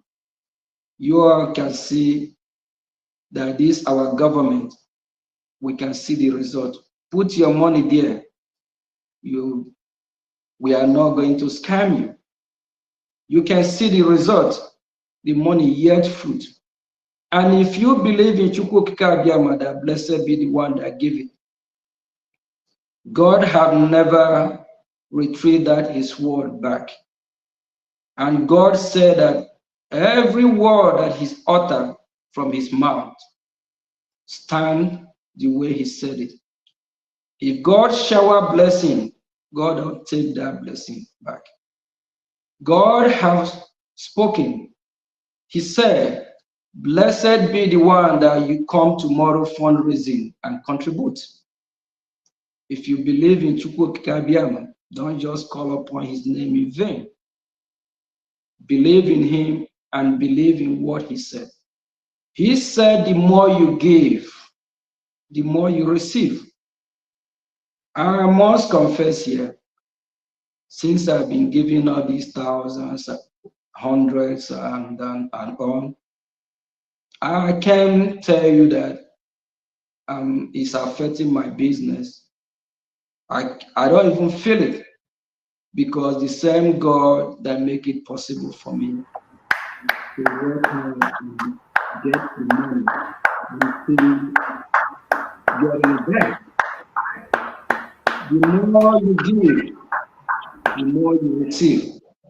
If you're one of those that will come tomorrow and you have the money and you say, me and my household, my wife and husband and friends are giving $50, and you know you can give more than $50. When you will receive, you receive in $50. But if you're one of those, like Jesus Christ said, that woman gave from the bottom of her heart, when you will receive, you will receive. God will bless you back from the bottom of his heart too, because you can't fool anyone. You can't fool God. Because if you don't give from bottom of your heart, he's not going to give you from bottom of his heart. I just want to say, the more you give, the more you receive. And you mentioned of our leader, Ojukwu. There are many Ojukwus that are coming up. It's not going to be one or two or three. Just like our leader, Mazin Namdiskanu, said, if there's more mad people like him, things will go faster. Yes, every day we are seeing more mad people. I'm one of the mad ones because I'm mad. I'm mad for freedom. That's the fact. Our PM is one of them. The media team, you are one of them.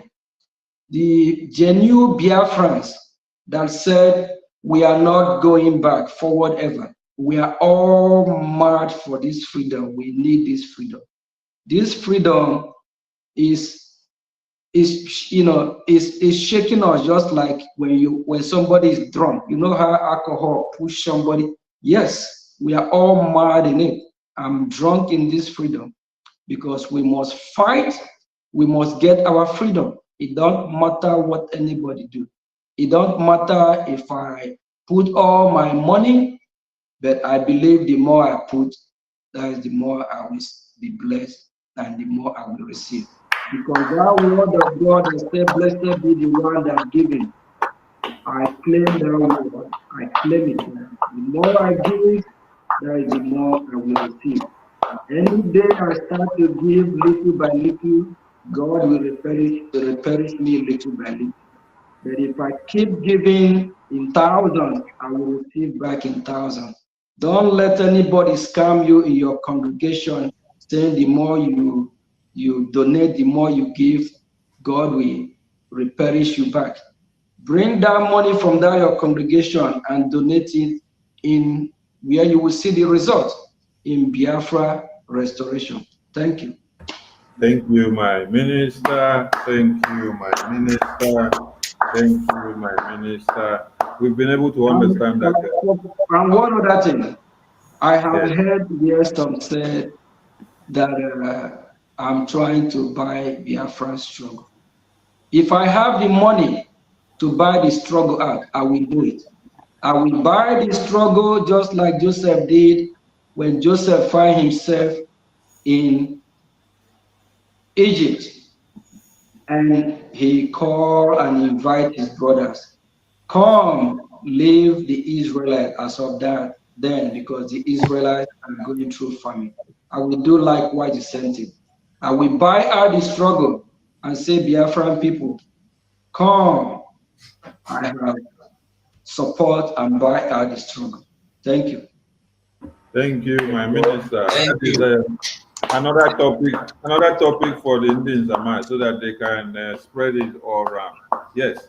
So on this very note, if I wake up tomorrow and I try to discourage you from supporting this Biafra again, or from donating your thousands and your 100 and 500, or from even telling you that today we should not go and donate to, if we go to Finland tomorrow to tour, or we go America tomorrow, or like we are going to USA tomorrow. If I have to discourage you in any way, with the joy that you have had before, and with the synergy and with this fire that is burning in you, how will you see me, or what will you do to me? Mazi Soni Akwarawa, before I made up my mind to join this struggle, I followed the struggle, see where we are heading to. I know we are moving forward. And I know I have seen, I have tested what freedom, good life is all about. I've been in diaspora for almost all my life. And it's kind of emotional story when I see where I'm coming from, that is the Biafra land. how people are suffering. Just like today, I came across a video, how Soludo destroyed some women property at a market without even giving them notice that this is what he's going to do. Soludo and his men took this market, took their markets, the traders took their stuff and destroyed this women property. That is, destroy the market, the goods that they are selling. The question is that some of them are widows. Some barely make up to $1 a day. Some of them can't even eat 2 square meals. It really pains me, broke my heart when I see our Biafran people going through what they are going through. They don't deserve it. Biafrans don't deserve what happened in Biafra land. A lot of people will go to bed without even eating, without knowing what they will eat the next day. A lot of people, when they dish out their meal, there's no meat. While here in diaspora, with $5, you can buy a whole chicken, cook one, roasted one. The suffering in Biafra land is terrible, is very bad, that some family cannot even afford to sponsor their children to any kind of education, whether first grade or second grade.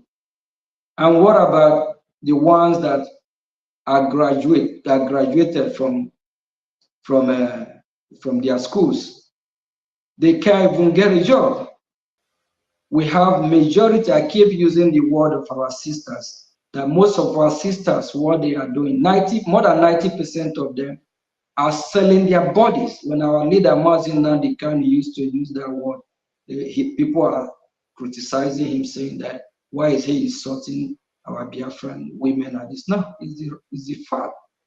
Majority of our females now, what they do is selling their body because of the poverty they have subject our people to, because they can't get a job, because they can't take proper care of themselves.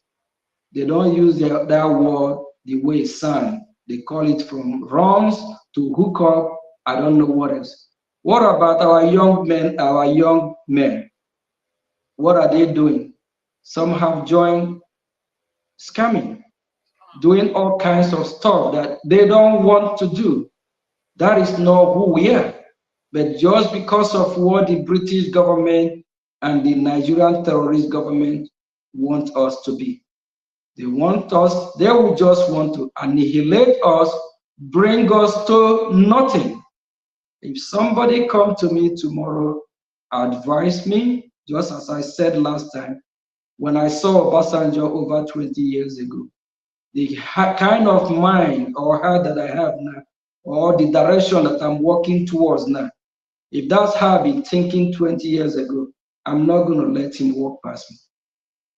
If he walk past me now, something will happen.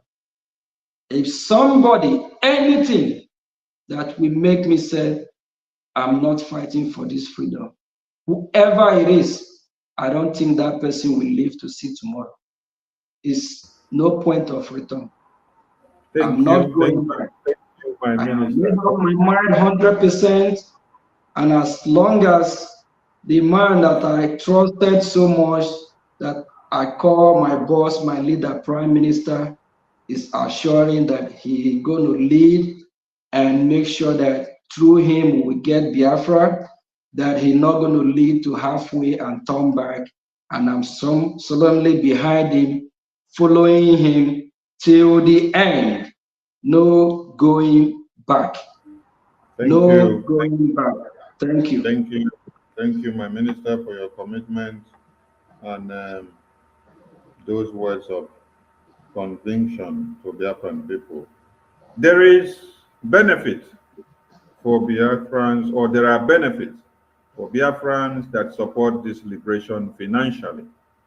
And those benefits could be seen or exemplified in the Biafran database system via the ID card.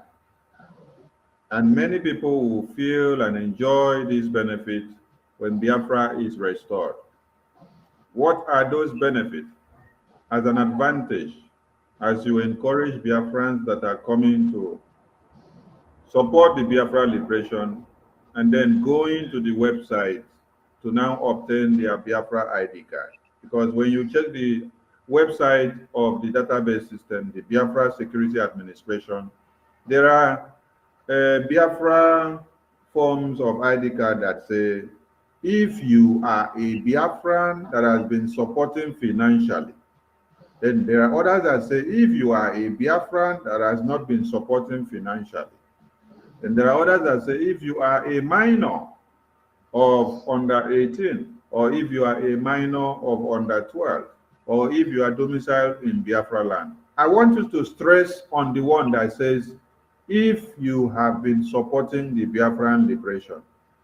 What does that stand to profit such Biafran when Biafra is restored, compared to another Biafran that is not supporting financially, but has the ability, and moreover, he or she is domiciled in diaspora? Over to you, sir. Thank you, Minister Warawa. I'll use the example of the beautiful country of America where I reside, a country with a rule of law. Here in America, if two people apply for the same job and they get paid the same amount, when the government start taking tax, they're not going to take the same amount of tax. There's reason for that. One might be somebody that have get some benefit from the government, either through food stamp, what we call food stamp here, like kind of support from the government. So when the government start taking the taxes now, they will make sure that that money that they have been helping you with, you will be paying it back gradually. And why I use this as a kind of example, know that when Biafra is restored, when Biafra help you financially, they will be deducting it from your taxes. But that system, it might happen. It's just to build a foundation of how this is going to play out. In America here as well, we have in the citizenship, they always break it down. We have race 1, or I think those that have their driver license or permanent residence. There's a code that reflects to race 1, race 2, race 3, race 4. All these race 1, 2, 3, 4 means the generations. We have the first generation that migrates to America. We have the second generation, the third generation, and all the benefits are not the same. So they always made it in a way that you cannot cheat, you can't cheat the system. So for somebody that have been getting money from the government makes sure that you pay back when time comes. So like in the case of those that are not supporting Biafran freedom now, when time comes, for example, if we have to tax them, if we tax Mr. A that have been that support the liberation, if we tax Mr. A $10, Mr. B that have not been supporting will be taxed $15 or $20. And what about if these taxes have to stretch from one generation to the next generation? That means this Mr. B that is not supporting will be paying extra tax more than Mr. A for generation.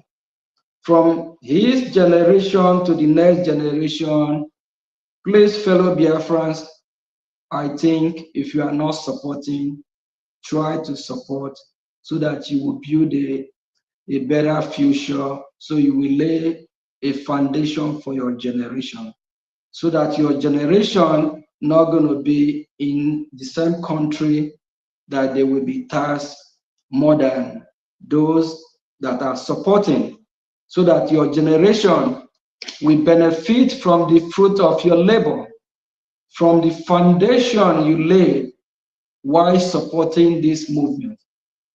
Because the Biafran people and the Biafran government, I don't believe that it will be fair that they will love if you cheat them. And I don't believe that the Biafran government will allow those that did not help or contribute or support us to go without having without paying for not supporting. So I advise everyone, every Biafran that is listening to me today, there's reward, there is gift, there is blessing in supporting this freedom. When you support this freedom, from now till your generation, till eternity, your lineage will benefit from Biafra. And they will eat the fruit of Biafra with joy, because everything will be going accordingly. So this of in America that you have raised one signify those that are here before us. You have the second generation as well.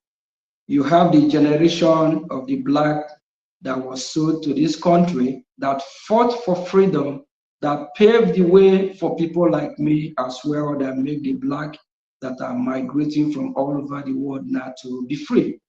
And you also have the fourth, fifth generation. So they make it in a way that every generation reap what they sow. So you're not going to come from Jerusalem now and want to benefit from somebody who have been in Jericho since.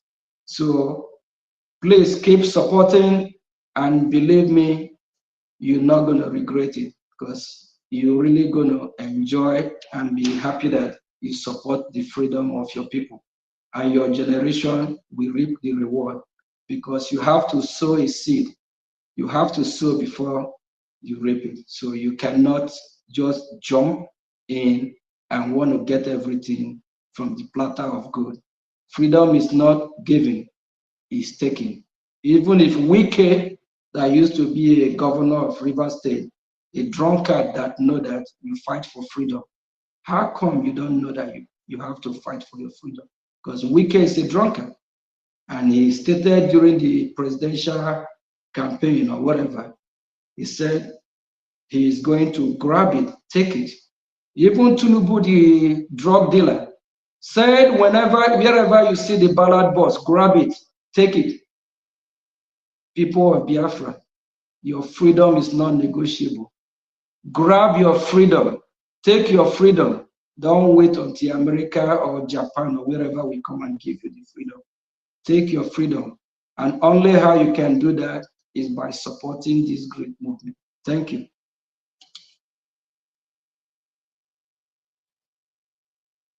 Thank you, Finance Minister. So on this very note, Biafrans, when you visit the website, there are different types of forms. The type A to type C application forms are for Biafrans in diaspora. Type D application form is for Biafrans living in any African country. Type D4 application form is for Biafrans living in any African country. Type D5 application form is for Biafrans living in the homeland, within Biafra territory, and also within Nigeria territory. So the last question to my minister is that today, or a few hours ago, the Department of Justice or Ministry of Justice of America has just officially confirmed the registration of the Biafra Republic government in exile in their database. A lot of Biafrans that are in America may have been skeptical about the Biafran government and for them to give their support because of the speculations of what Musa and the Nigerian terrorist government are doing on the media every day, calling Biafrans terrorists and telling them that they are coming to get them and to cut their heads off and to kidnap them and take them to Nigeria simply because they are supporting Biafra. So with this official registration and confirmation from the Biafra government telling us that the Ministry of Justice of or the Department of Justice of United States of Biafra has officially confirmed and registered the Biafra Republic government in exile. What message do you have to Biafrans in America that have been seated on the fence, that have been so afraid and fearful of putting all their dimes and their support to restore Biafra? Instead, they prefer to be calling themselves Nigerians. What message do you have to them with this registration confirmed? My fellow Biafrans in America, before I address my fellow Biafrans in America, let me say thank you for Biafrans all over the world, both from homeland, because they're the one that made everything possible. I'm proud to be a Biafra. The blood of Biafra flowed in me. I'm right here sitting in our office in Maryland, talking about scared. I grew up to find out that in a world that we live, either you are a black man or you're a white man. Either you are poor or you're rich. Either you're a master or you are a slave. Either you work for somebody or somebody work for you. Either there is light here or darkness. Be strong. Don't be afraid. You have to stand on what you believe. My fellow Biafrans in America, either you want to be a slave in your own land in Biafra, or you want to be a freeborn, just like here in America, I'm a free person. That's why I summoned the courage to be in our liaison office every time that I'm serving the people of Biafra. I'm not scared of anybody. Last year, before our inauguration of this great office that make history, we have a man called Emeka Livingston that used to be part of us until he saw his hand on the wrong, he followed the wrong path. He came here, he make a lot of video, he casualed this place. I haven't seen him again. Emeka, the building is still standing, and the building is built on a rock. Yes. If we are not in the right path, do you think the American government will allow us to have our office here? The American government know who I am. They know where I live. They know my office. They have all my information. They have all information of all the ministers that are from United States of America. They have all information of all the home ministers that are all over the world. Do you forget that America is leading the world?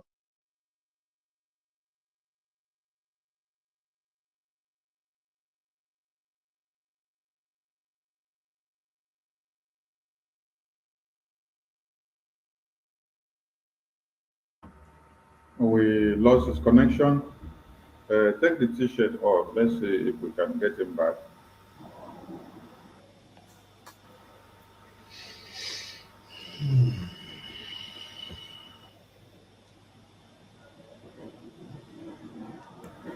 Can you take any jingle while he returns?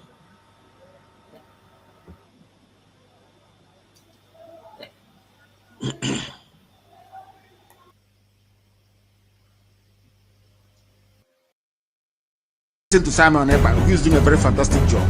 Very great job that Simon Ekpa is doing. Very, very, absolutely fantastic job that he's doing. You must listen to him and share his videos accordingly. Very, very important. He is bringing a new dimension to this very awareness that we are making, and you must listen to him. Very, very important.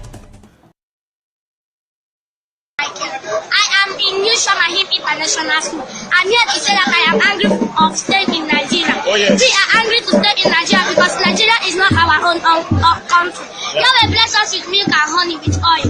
We are tired to stay in zoo because Yahweh did not keep us in this condition the time was in our past olden days. Let me tell all these things to you because when Biafra will come, some of you will come and be helping us and be begging us for help and let us help you. Let me say this thing to you. Everybody remember that Biafra will soon come. Mazina Mikalo told that when he go to US, that he's coming back with Biafra. Let me warn you for the last time. All of you to remember that Biafra is coming. Biafra is coming. Biafra is coming. Biafra is coming. Is under assault. There's an attempt at ethnic cleansing in this state and of course in all the riverine states of Nigeria. We must resist it. We must stop it. Every one of us must rise up. The armed forces are not neutral. They collude. They collude. They collude with the armed bandits that kill people, kill Nigerians. They facilitate their movements. They cover them. If you are depending on the armed forces to stop the killings, you will all die one by one.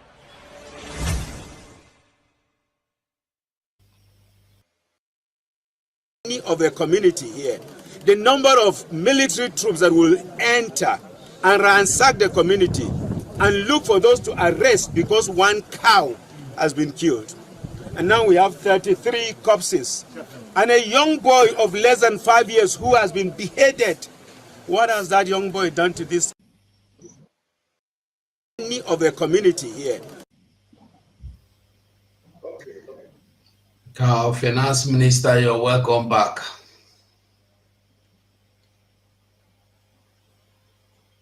I don't know where I think I lost connection. I don't know where I stopped.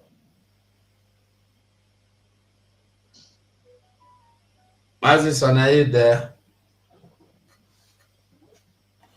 Yeah, Mazison, let me quickly announce that while the Minister of Finance was giving his speech, a call came in from one of our, elders. He supported. He's just paid in $100 into the account and said, "Thank you, Finance Minister. What you are saying is sinking in." Thank you. So, please, where do I stop? The name of the brother is BMO. BMO is the name of the elder. BMO. Thank you. Thank you. Mazi Ralph. Yeah, yes, where do I stop before we lost connection? Sonia Barawa. Sonny, we are not hearing you.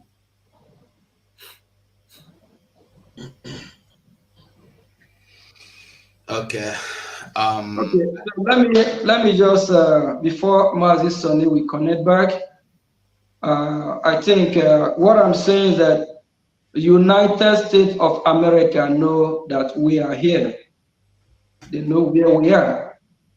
I'm coming out, right?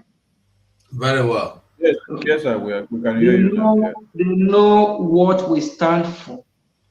Last year, before our inauguration of this great office, Attorney Jen Ikezi, the Foreign Affairs Minister, wrote letter to United States government, Congress, not to to United States, and they recognize our letter. They appreciate the invite, which one of the senators regret not coming, that next time he will try. Biafrans in America, stand for your right. American government know who we are. They know what we stand for. They know about this office. They know everything that we do. I don't know why you will be afraid. Is it because of you traveling to Nigeria every time so that we know it's a terrorist country? They might want to kidnap some of us that are supporting. But don't worry. That's the reason why you need to fund, bring your money. Let's get this done as soon as possible. American government are proud of what we are doing, but they're not going to come out and tell us that they are. Because in this great country, this country is a country that will be fighting war for freedom. We have a man by Martin Luther King Jr. He fought to liberate his people, for his people to live freely, for his people to be part of this great country. This country knows the history. They know what it is to fight for freedom. They know what is justice.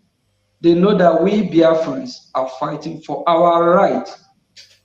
Don't wait until American government come and fight it for you. We are the one holding ourselves. What happened in Ukraine?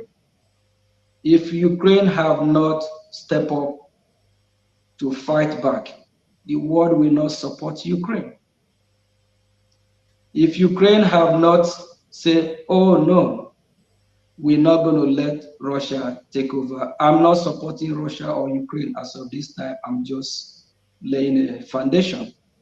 If Ukraine have not said, oh, we're not going to let Russia overrun us, do you think the West will support Ukraine? Once we start fighting back, the world will support us. We don't want the world to look at us that we are weak people. Fellow Biafrans that are not supporting yet, you have to support. You have to support. Let's fight and get this done once and for all. United States of America know that we are here. They know where I live. They know everything about me. We have members of the cabinet that live in the United States of America that are citizens of this great country. They know all of them by name. They know their move. If they want to get hold of us at any time, they will. But they know that we are doing the right thing. And if you are United States of America, you are not supporting what we are doing. Don't let what happened, I believe, in South Korea or North Korea to happen to you. Don't let your generation be a third class or fourth class citizen in Biafra. But when Biafra comes, we are going to have race 1 and race 2. We are going to have special privilege for those that support, because Biafrans have been killed. Over 5 million Biafrans are killed during the war. And due to the starvation, the genocide that the British government allowed to happen in Biafra land by the blockade from the Amazonia territory. After all this, and you still believe in one Nigeria. Nigeria is not for us. We are not part of Nigeria. United States of America, members that live in United States of America, and those that will soon join, and all Biafrans that live in United States of America have what it takes to speed the cause of Biafra. When our leader said that when America joined this race, Biafra will come, our leader knew what he's talking about, because we have men and women that can do the needful if they want to. Please, if you are not supporting, you are scared, you leave. Ask yourself question. Those that support terrorist organization called Hamas, if they can protest in America, if they can go in the street of America door to door, and the American government haven't even wiped them, killed them off. They even burn American flag in America. But rather here in America, we fly American flag. Behind me there is American flag. We don't burn the flag. Wherever we go in the world, we embrace the country. We love the country, the host country that allow us to be there. Be proud Biafran. Be a proud Biafran. And believe that you are doing the right thing. If you don't believe, let me assure you that you are doing the right thing. And with the result of what is happening, anytime that our Prime Minister is broadcasting or he on any tour, go to his Twitter handle. Do you think it is easy for people to be watching somebody on Twitter live more than 1, 2, 3, 4, 5,000? The last town hall meeting in Netherlands, at the time our Prime Minister let us know that it's over 10,000 watching. What does that tell you? The world is watching, they are following. If you're in the United States of America, you are not supporting, shame to you. We are not running, we are here. The government know where we are. We stand where we are, and the government know we are doing the right thing. I'm happy, I'm proud to be a Biafra, and I'm happy to be in this great movement. Thank you, Biafrans. Thank you, my minister. Matthew, go over to you, please. All right, you're welcome. And please, we must remember that tomorrow we still have another big day. And next tomorrow as well, let us try to minimize our question. And this our minister been on this hot seat for 2 hours and a half now. So let me go over to the deputy Minister for Information, Mazera Falajere. Mazera, I don't know if you have any question for our minister here. I sincerely do not have a question. I just want to appreciate our finance minister, who, in his office has really brought us a lot of grace and glory and favors. And I encourage everyone to emulate his examples, which are worthy of emulation. And I want to tell you, if what he's doing is not yielding results, not only for Biafrans and for him personally, he wouldn't be taking this very seriously and personal. So whatever he says, it is because this thing is being a blessing to him and he is satisfied. Anything that gives you satisfaction like this, man, it is worth it. Thank you, sir. And I pray more grace and more glory to Biafra as you continue in your office. Thank you, sir. All right. There were Biafra Unite. Yes, sir. Thank you, sir. Okay, you have the mic. Ask your question. All right. Thank you, honorable ministers in the House, and thank you, the Finance Minister of the BLGIE, Mazi Ogenkere. Thank you for the way that you have taken your time to explain to Biafrans the necessary things that they need to know. All right, let me ask you just a few questions. The first question I want to ask you is, officially we have 2 websites. Apart from the Zelle, the PayPal, and others, we've got 2 official websites for our contributions to support the Biafra movement. And then last time when our PM visited Netherlands, somebody somebody complained. I don't remember where that is. I think it's a woman. I don't remember where she called from, but she complained that she has been paying money, you know, but she has not been getting recognition or something like that. So at the end, it happened that she has been paying money into a wrong account, and this account is from Din Zama.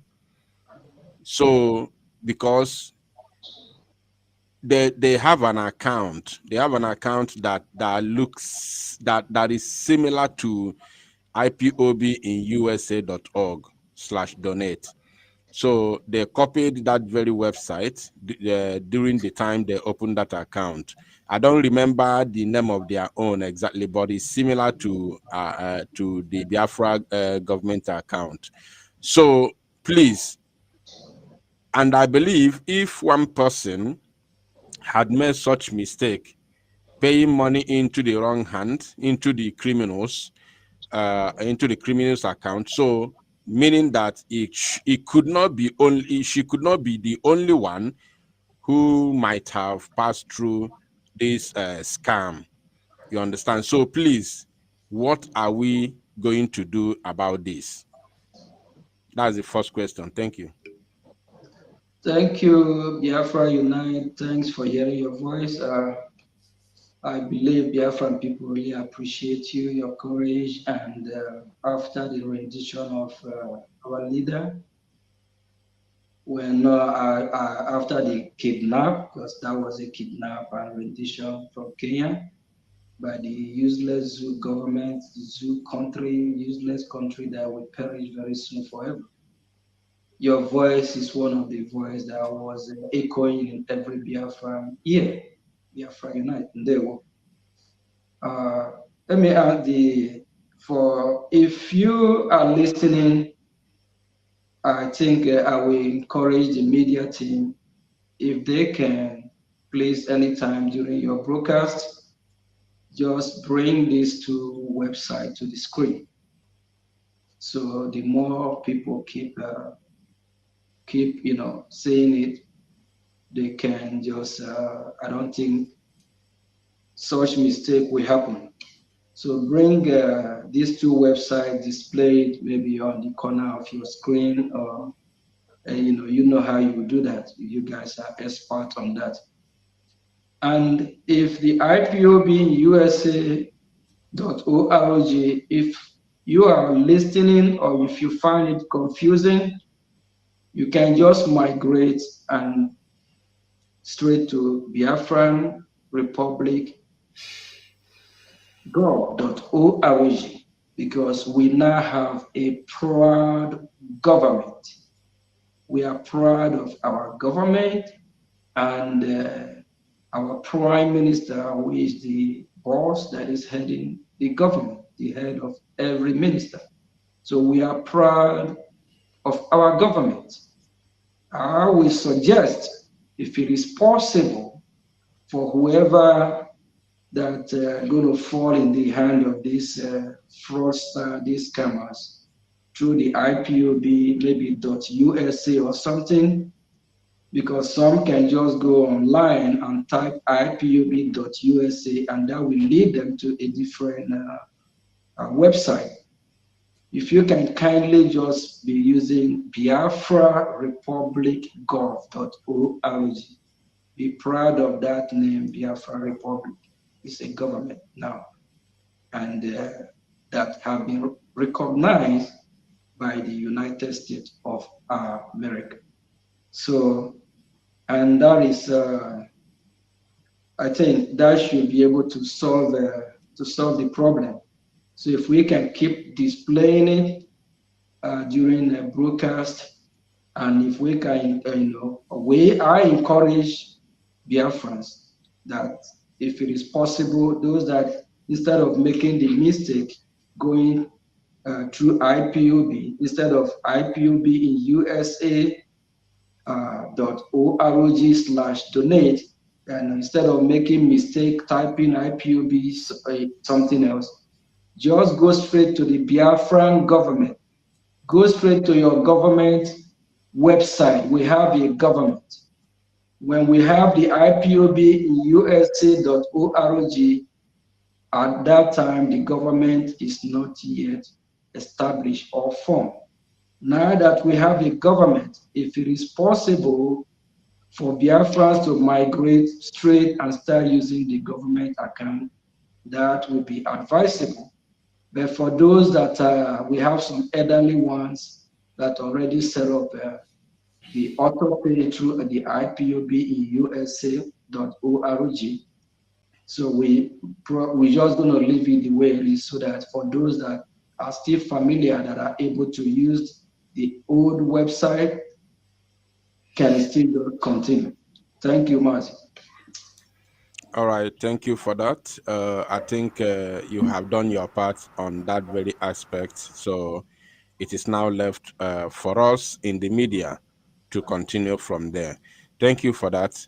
Right now, I just want to minimize my questions so that the time wouldn't be against. So, Mazugo, I don't know if I can share a screen from here.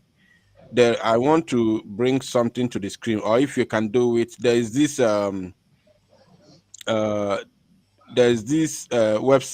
or is it website from or news from the one that PM shared concerning the former U.S. Congressman Jim Moran.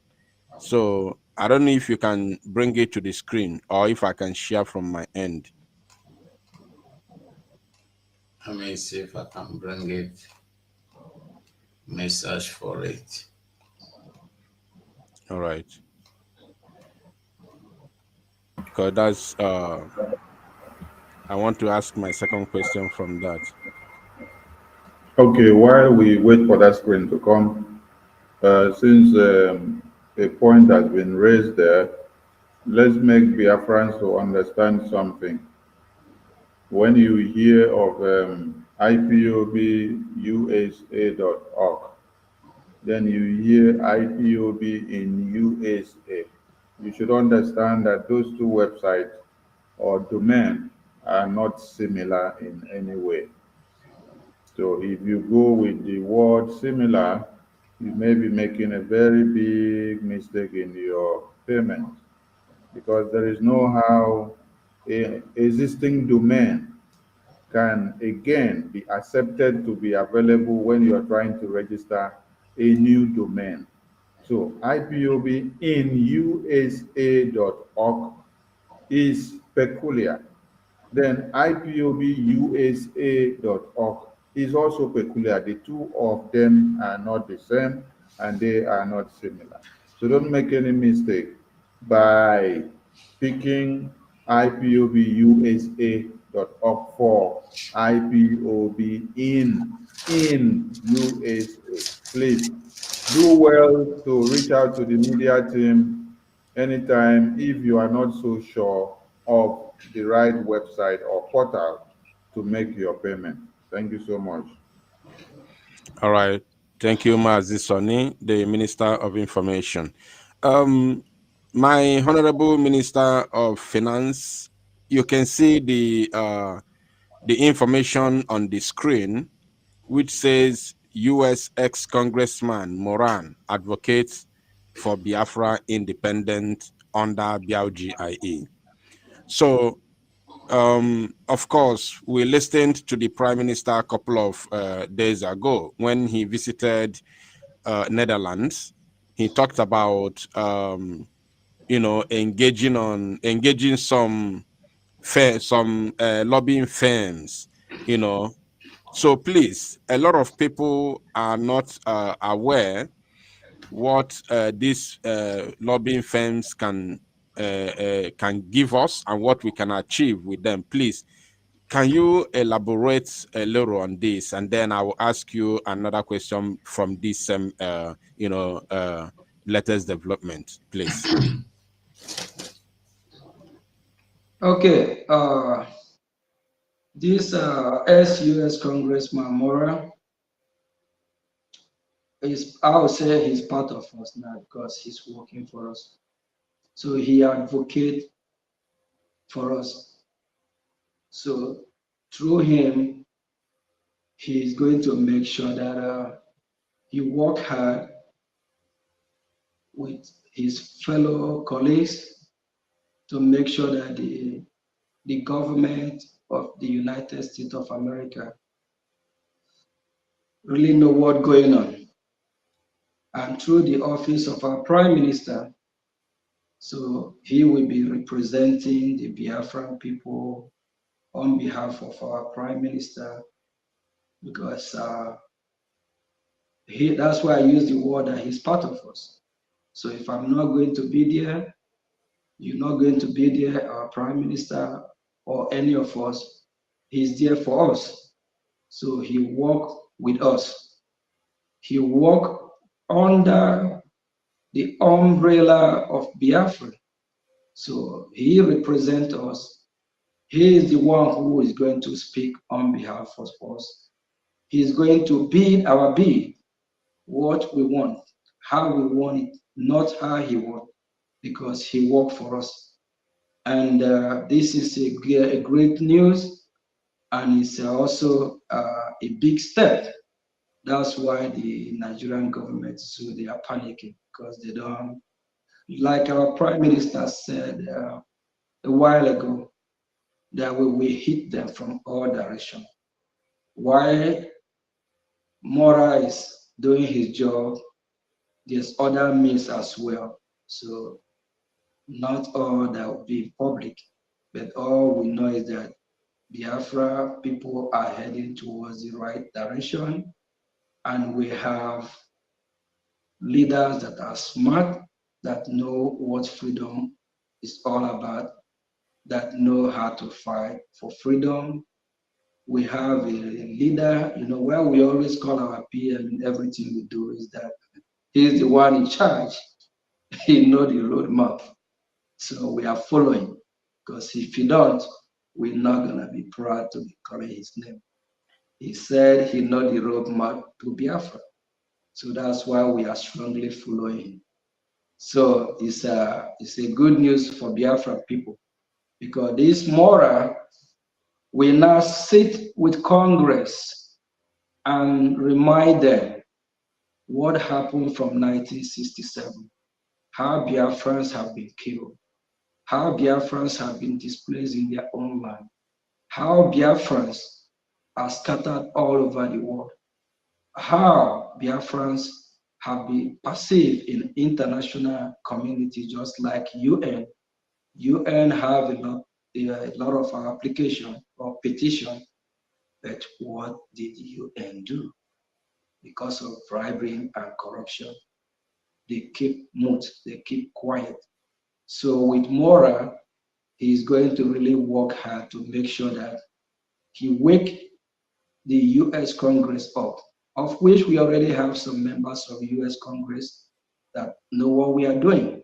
Just like Rick Scout that I talked about earlier, no, Team Scout actually, that reply our letter, the reason why he didn't show or reply on time during our inauguration.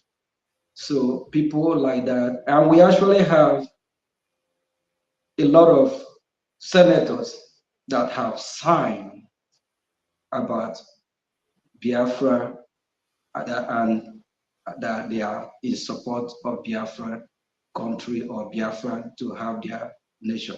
Thank you. All right, thank you, my minister. There's a reason why I asked you that very question, because I want to, ask you the main question concerning finance about that very question. If not, I know that the question should have been directed to the Minister of Foreign Affairs, but because of the question, the next question which I want to ask, that's why I wanted to. Let me just use 1 minute for this very well. Like when earlier when I speak about this, I remind us about the committee that was created by our PM to fund this lobby, the lobbyists that will be in charge of this. So we need finance.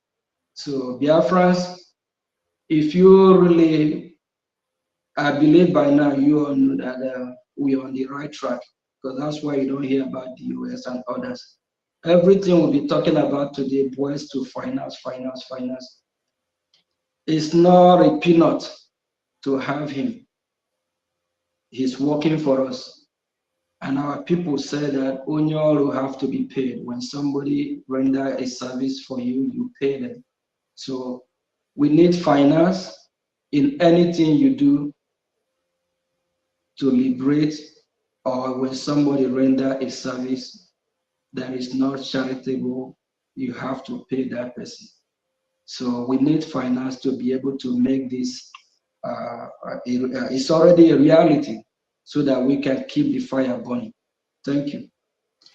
All right, thank you, my minister. I think this should be the last one. Having known the worth or the meaning or the worth of their job to this very new dimension, and of course, these are top lobbying firms in the United States of America, or this is one of the top lobbying firms in the USA. So, and it is not a peanut thing. It's not something you get with peanut. So it is all about finance. And of course, I know, as much as I know about lobby firms, I know they charge very well. So now, and having understood what they can do for us and what we can achieve while working with them, I want to ask, do we still need more lobbying firms, especially in other countries like Europe, Australia, and other countries of the world, or are we contented with this very particular one that we have at the moment? Or do we have more, if I may ask? Do we need more, please? Biafra Unite, thank you very much for that question. I think we have a lot going on the ground, which the Prime Minister is working really hard with the Office of the Foreign Affairs. Just like the question I answered earlier, you said that's supposed to have been directed to the Foreign Affairs. I just want to assure the Biafran people that a lot is going on. So we didn't just fold our hand, just say, okay, we have more, that's all. There's a lot that is going on. So whatever we bring to the public is what the public know. But at least this will show the Biafran people that the Biafran government is really working hard. So we just need more fund to be able to get everything done and accomplish everything that needs to be accomplished so that we can move with speed. I think the Department of Foreign Affairs, they might, step in and do their own job as well. So I'm the finance minister, so let's just stick on that of finance and how to finance all these projects. Thank you. All right, thank you so much. That's okay for now. Of course, I think I'm done for now. Thank you, sir. Thank you. Thank you. Let us add something there to every lobbyist or to every American MPs or senators that we have on board. We are the ones. Ada Biafra, please mute yourself. Your voice is coming out.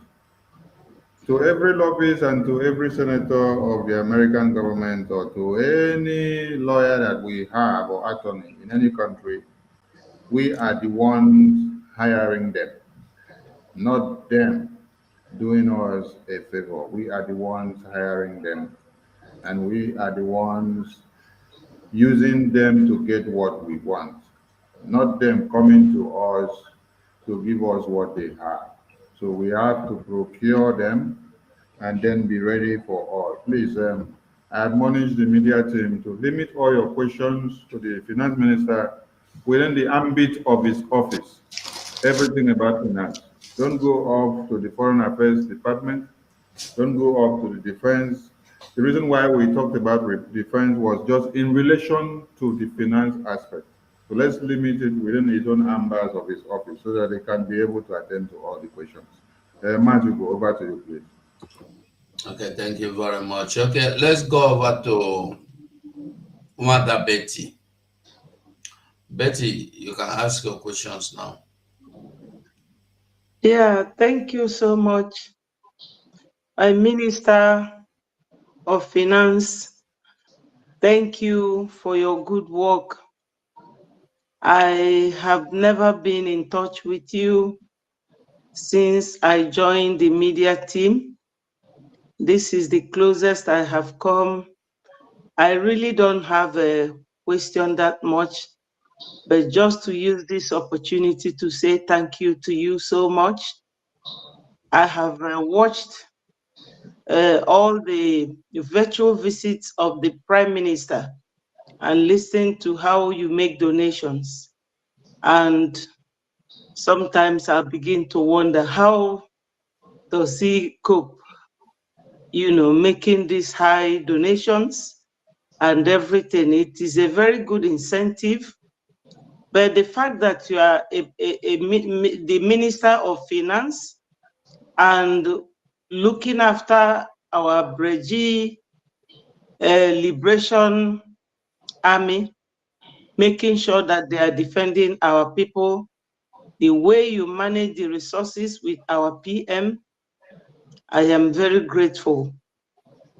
But the only question I could ask is that you mentioned Nenyanya somehow.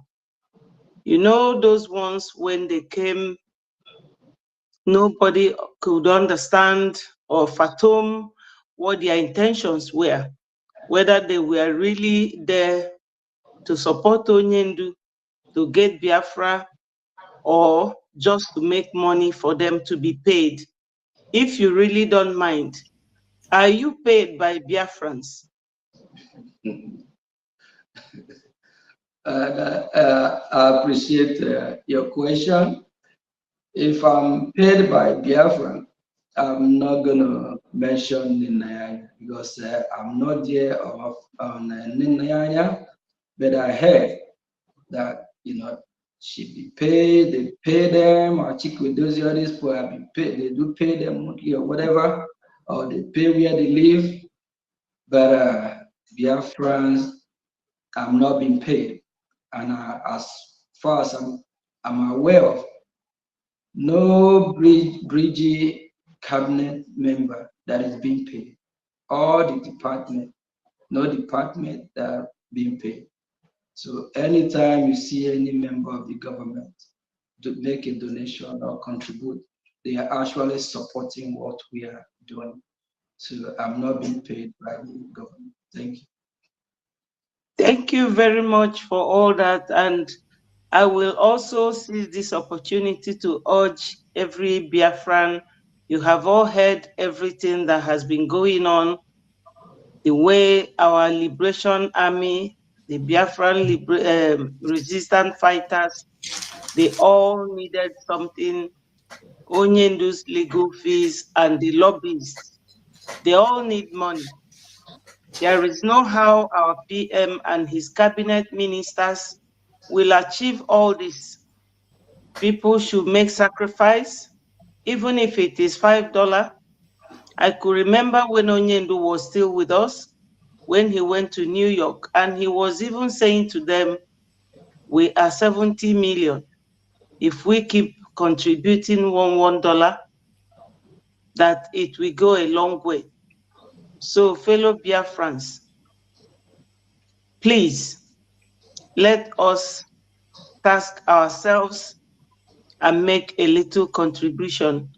It will go a long way. You can see that our finance minister and the prime minister, the little resources they have, they are managing it more than well. I am not the one to tell you. What they are doing is showing. So my Minister of Finance, I thank you so much and God bless you. Thank you. Thank you very much. Thank you. We appreciate you. And just like I said, without the media, we know the world will not hear our story. And within the Biafran public, they will not know what is going on. So media is always vital in any society. Media can change the narrative. They can bend it to anyhow they want it. So that's why we really need you, and I appreciate the time that the media team is putting. I myself staying here with you guys for 2 to 3 hours, I know what it is. What about you guys that come out 2, 3 hours every day? I don't know how you guys do this. Man, I don't know. You know, thank you, Sister Betty. You guys are great. Thank you. Yeah, thank you. Thank you, man. Thank you, Mother Betty.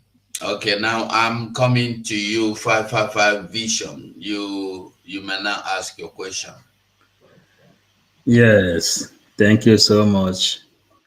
Thank you, Honorable Biafrans. Thank you, our able Finance Minister, Okechukwu. Truly, I have to come through your name because Chukwukika Abiyama called us to go and speak. And he said, when we speak, people like you, we hear our voice and they join this struggle. And it is the time, Ogechukwu, that is the same time that you people entered. He said, go and speak. People like Simon Bangozo Rabueze and the bridge, they will come. And for me, standing in front of Biafrans, in front of you today, it is a really honor. And I just come here to say thanks to God. Thank you so much.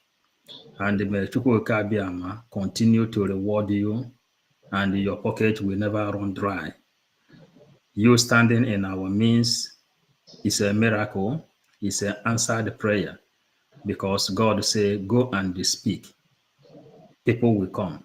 And he gave us a promise that both the bees, ants of the air, birds of the earth will join the struggle. And the Fulanis at the end, the shame will befall on them. So thank you. May Chukwuka Abiyama continue to strengthen you, our Prime Minister, the bridge, and all of us of freedom, the government in exile, and the de facto government in homeland. I greet you from the bottom of my heart, because it is a miracle having people like you in this struggle. Thank you so much. Thank you, Mazi. They appreciate. Thank you. And thank you for the great work you are doing. Without the media team, without all of you, I don't know where we would be. And especially after the government was formed, and we have a prime minister. But the zoo useless government got a media report sometimes to report our prime minister as self-acclaimed. But what they don't know is that we vote our prime minister because we trust him. We watch him for years. He's unshakable.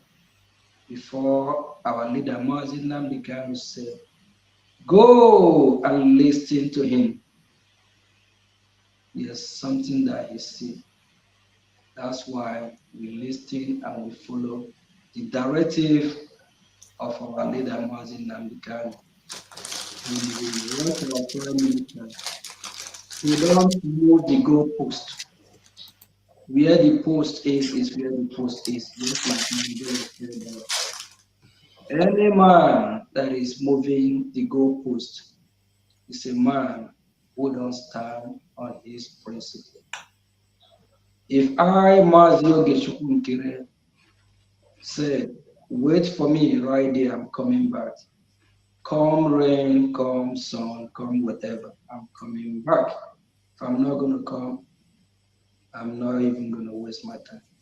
I'm a progressive human being. I'm a forward ever. Maxwell Order said, forward ever, backward never. We are moving forward. We set our eyes on the prize. And for those of you that think that one day Maziogi Chukwukere will be broke or poor or will fall out, you better go and get ready, because I will make you commit suicide, because I'm going nowhere. God will keep blessing me and I will keep doing what I'm doing. During my visit to some members in the United States of America, he tried to encourage them to join the sponsor committee that is coming up in Finland. I always let them know that I'm a messenger. Biafra send the message to deliver the message that if I refuse, what happened to Jonah will happen to me.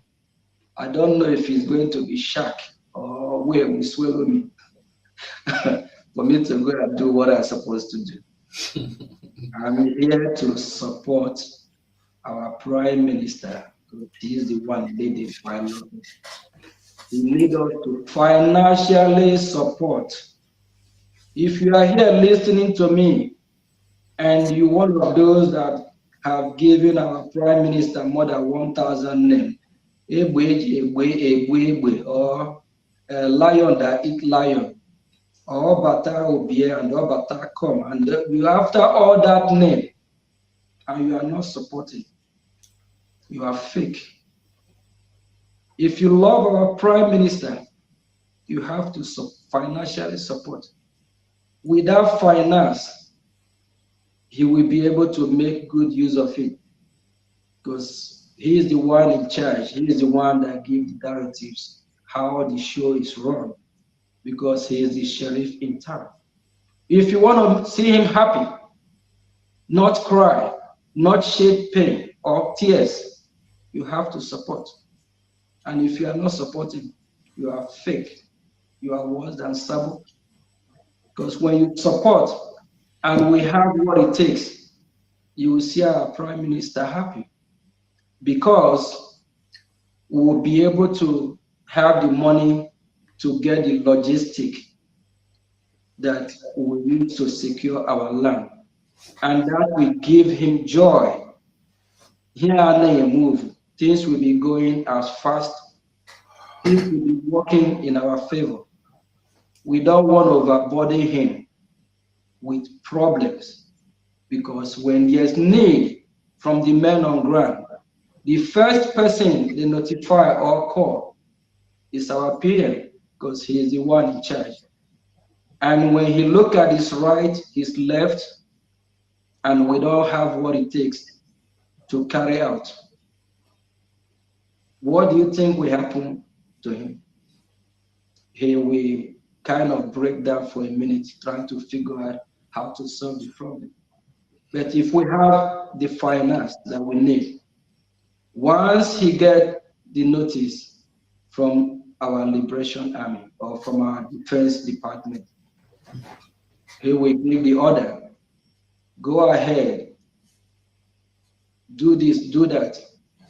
At the end of the day, when the result is coming, that will give him a good sleep night.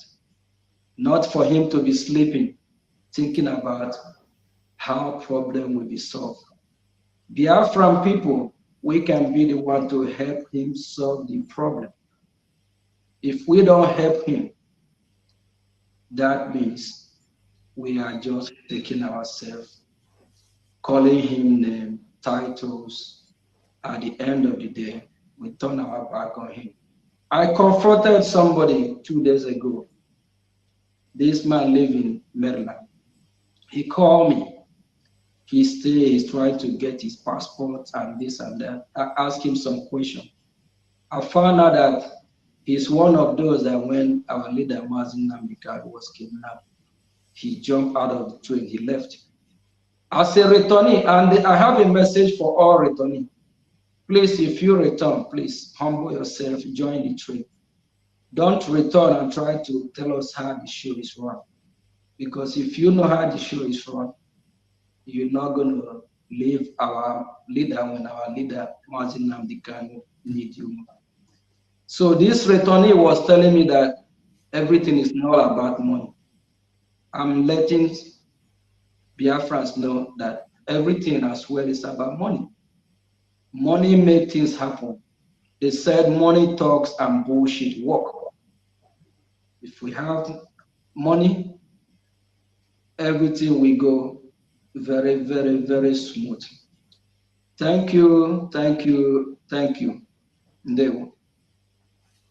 Okay, thank you so much. I guess I think we've come to the end of the show, the program. My honorable minister, what do you say? Yeah, we need to say a very big thank you to the finance minister for his time, for his sacrifice, and for everything that he has done. God will continue to give you more and to do more and to sacrifice more than what you have. And like you've given Biafrans your word, you will never back down. You will stand to the end of time until Biafra is restored. You will support the Prime Minister to the very end. And God will give you the enablement for you to do more than you have done to the Biafran people. Now, tomorrow lies ahead of more responsibilities than what you have done today. So that very God of creation will increase you the more. So when we look at your name has something to do with Chuku and Okechukwu. Will you tell the Biafran people what this your Okechukwu simply means? Thank you very much. I think our brother Bishop 555, I kind of, let us know what it is all about earlier. It actually means God time, God's time. So, and that is actually in line that this is God's time for Biafra to be restored. So no matter what they do, no matter the stone they throw at us, is the time, is the ordained time, it is now.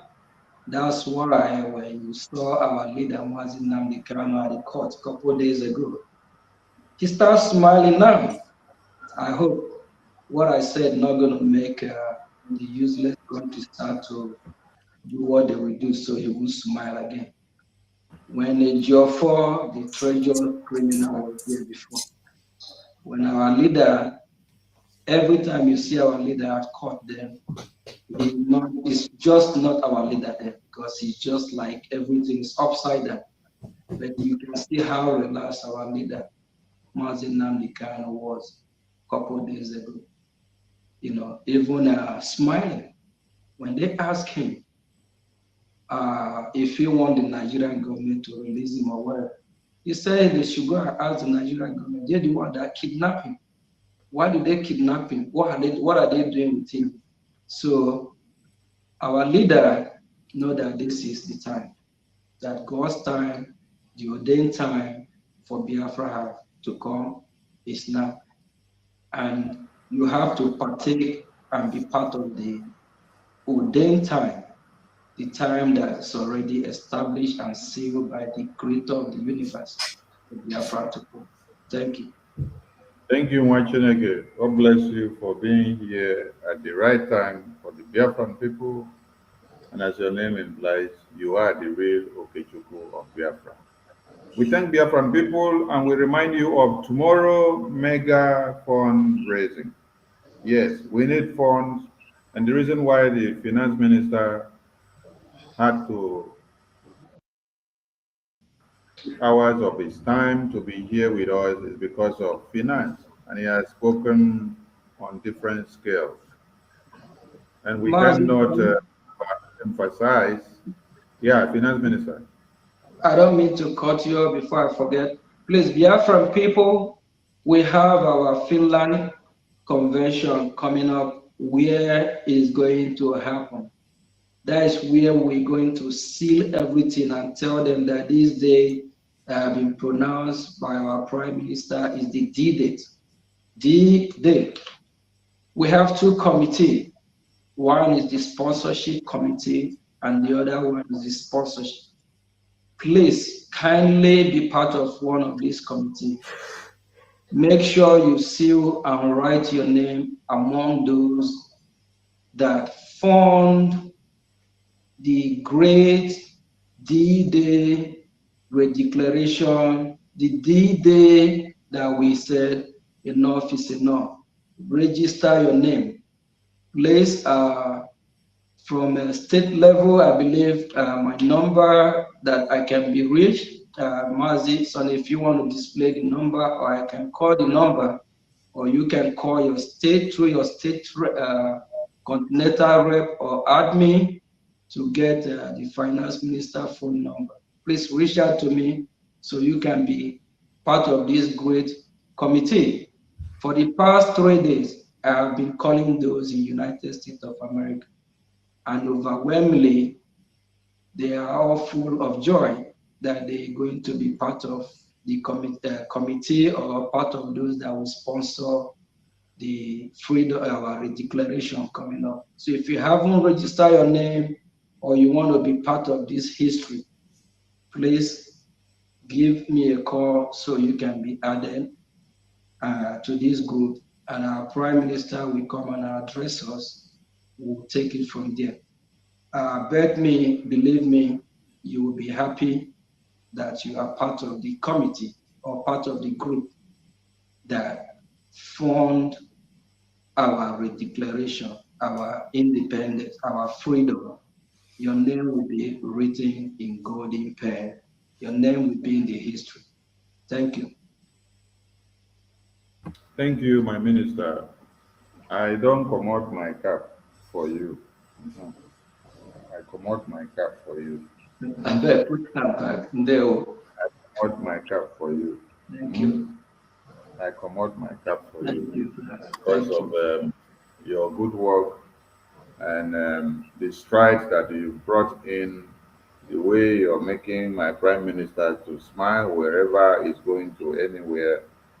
It takes a good finance minister to make the prime minister to be agile and proactive, because when you look around, you see that the finance department is very viable and is able to work on tons and needles without being afraid. So, Biafran people, there is a number here that is running down the screen. And this number runs whenever we are on broadcast. We put it all inquiries and questions on finances. Please contact +1443 447 2759. +1443 447 2759. Do well to contact this number at your leisure time, please, and get every information from our finance minister. Tomorrow is our mega fundraising. Please do not stay on the fence, be part and parcel of it. And on Sunday, we will be in USA Town Hall meeting. A very big news has just come up today. And so there is need for you to be in the Town Hall meeting of USA so that you get the gist in detail. Thank you to the Biafran people, thank you to the finance minister and to the media team. I salute all of you for keeping to time. And to our indomitable prime minister and our indomitable supreme leader and our eternal leader and our former president of Biafra and our gallant men and women who are defending motherland and making sure that our lands are protected. I wouldn't forget the donors that are making sure that this finance minister is laughing and shine is 32 the way you see him like this. That is because what you donate on daily basis, when he calls on you, you answer him and you respond to him, and he resolves every complications in the donations that you make. That is why he is happy working and he is delivering. So please, I appreciate all of you donors. Let's see you in a very grand style tomorrow and going forward. And those in their countries of residence, please look for your license offices, look for your admins, know your reps of continents and countries, and know how far your license offices are functioning, and know how you can make your contributions and key in, because everything comes back to finance. Yes, we need the money, we need the money, and we need the money. Make the Prime Minister proud and let him deliver Biafra into your hands in no distance time. If you give him the private jet that he needs today, if you give him the armor tank that he needs today, if you give him all the RPGs that he needs today, if you give him all the anti-aircraft that he needs today, he will fire every bullet and Biafra will be declared in no distance time. Every checkpoint are going down, and in no distance time, you will not see any checkpoint in Biafra land again. Every promises that this Biafran government has made under this Prime Minister, they are coming to fruition. So we are calling on all of you that you must remember that your supreme leader was kidnapped, blindfolded, and chained, and brought all the way from Kenya to Nigeria. And he is not the one to free himself. And he is not the one to stay inside detention and then give you Biafra now.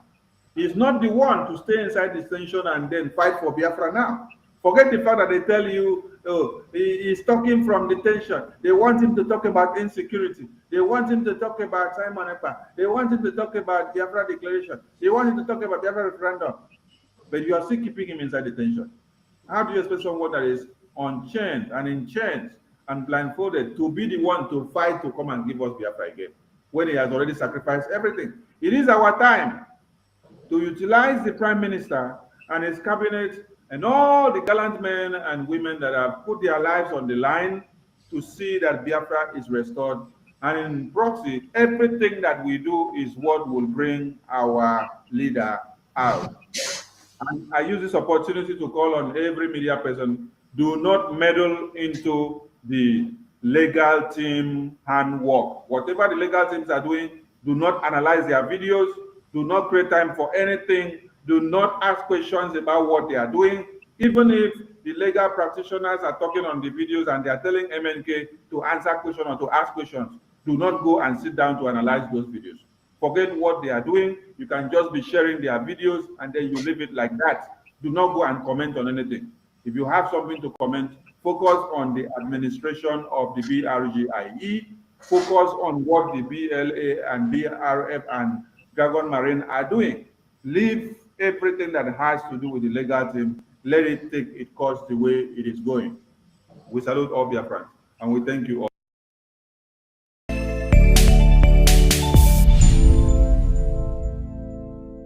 The United States of America is a steadfast supporter of the principles that people have a right to choose their own form of government. Nations have a right to choose their own alliances. There are inalienable rights governments must protect. The rule of law must be cherished. Sovereignty and territorial integrity of all states must be respected. The UN Charter and its principles of sovereignty, territorial integrity, human dignity, and the right to self-defense, these principles are universal and we must uphold them.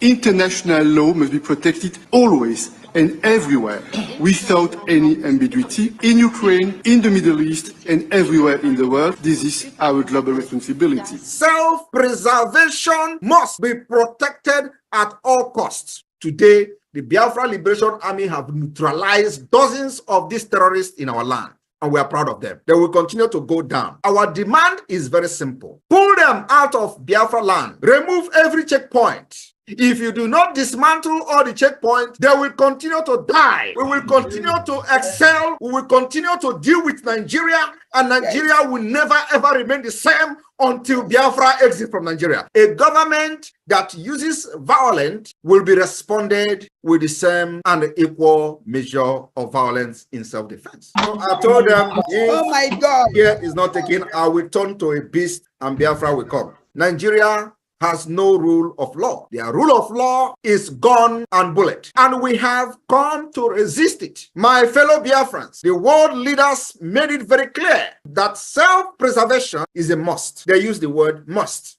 And it should be protected at all costs. At all costs.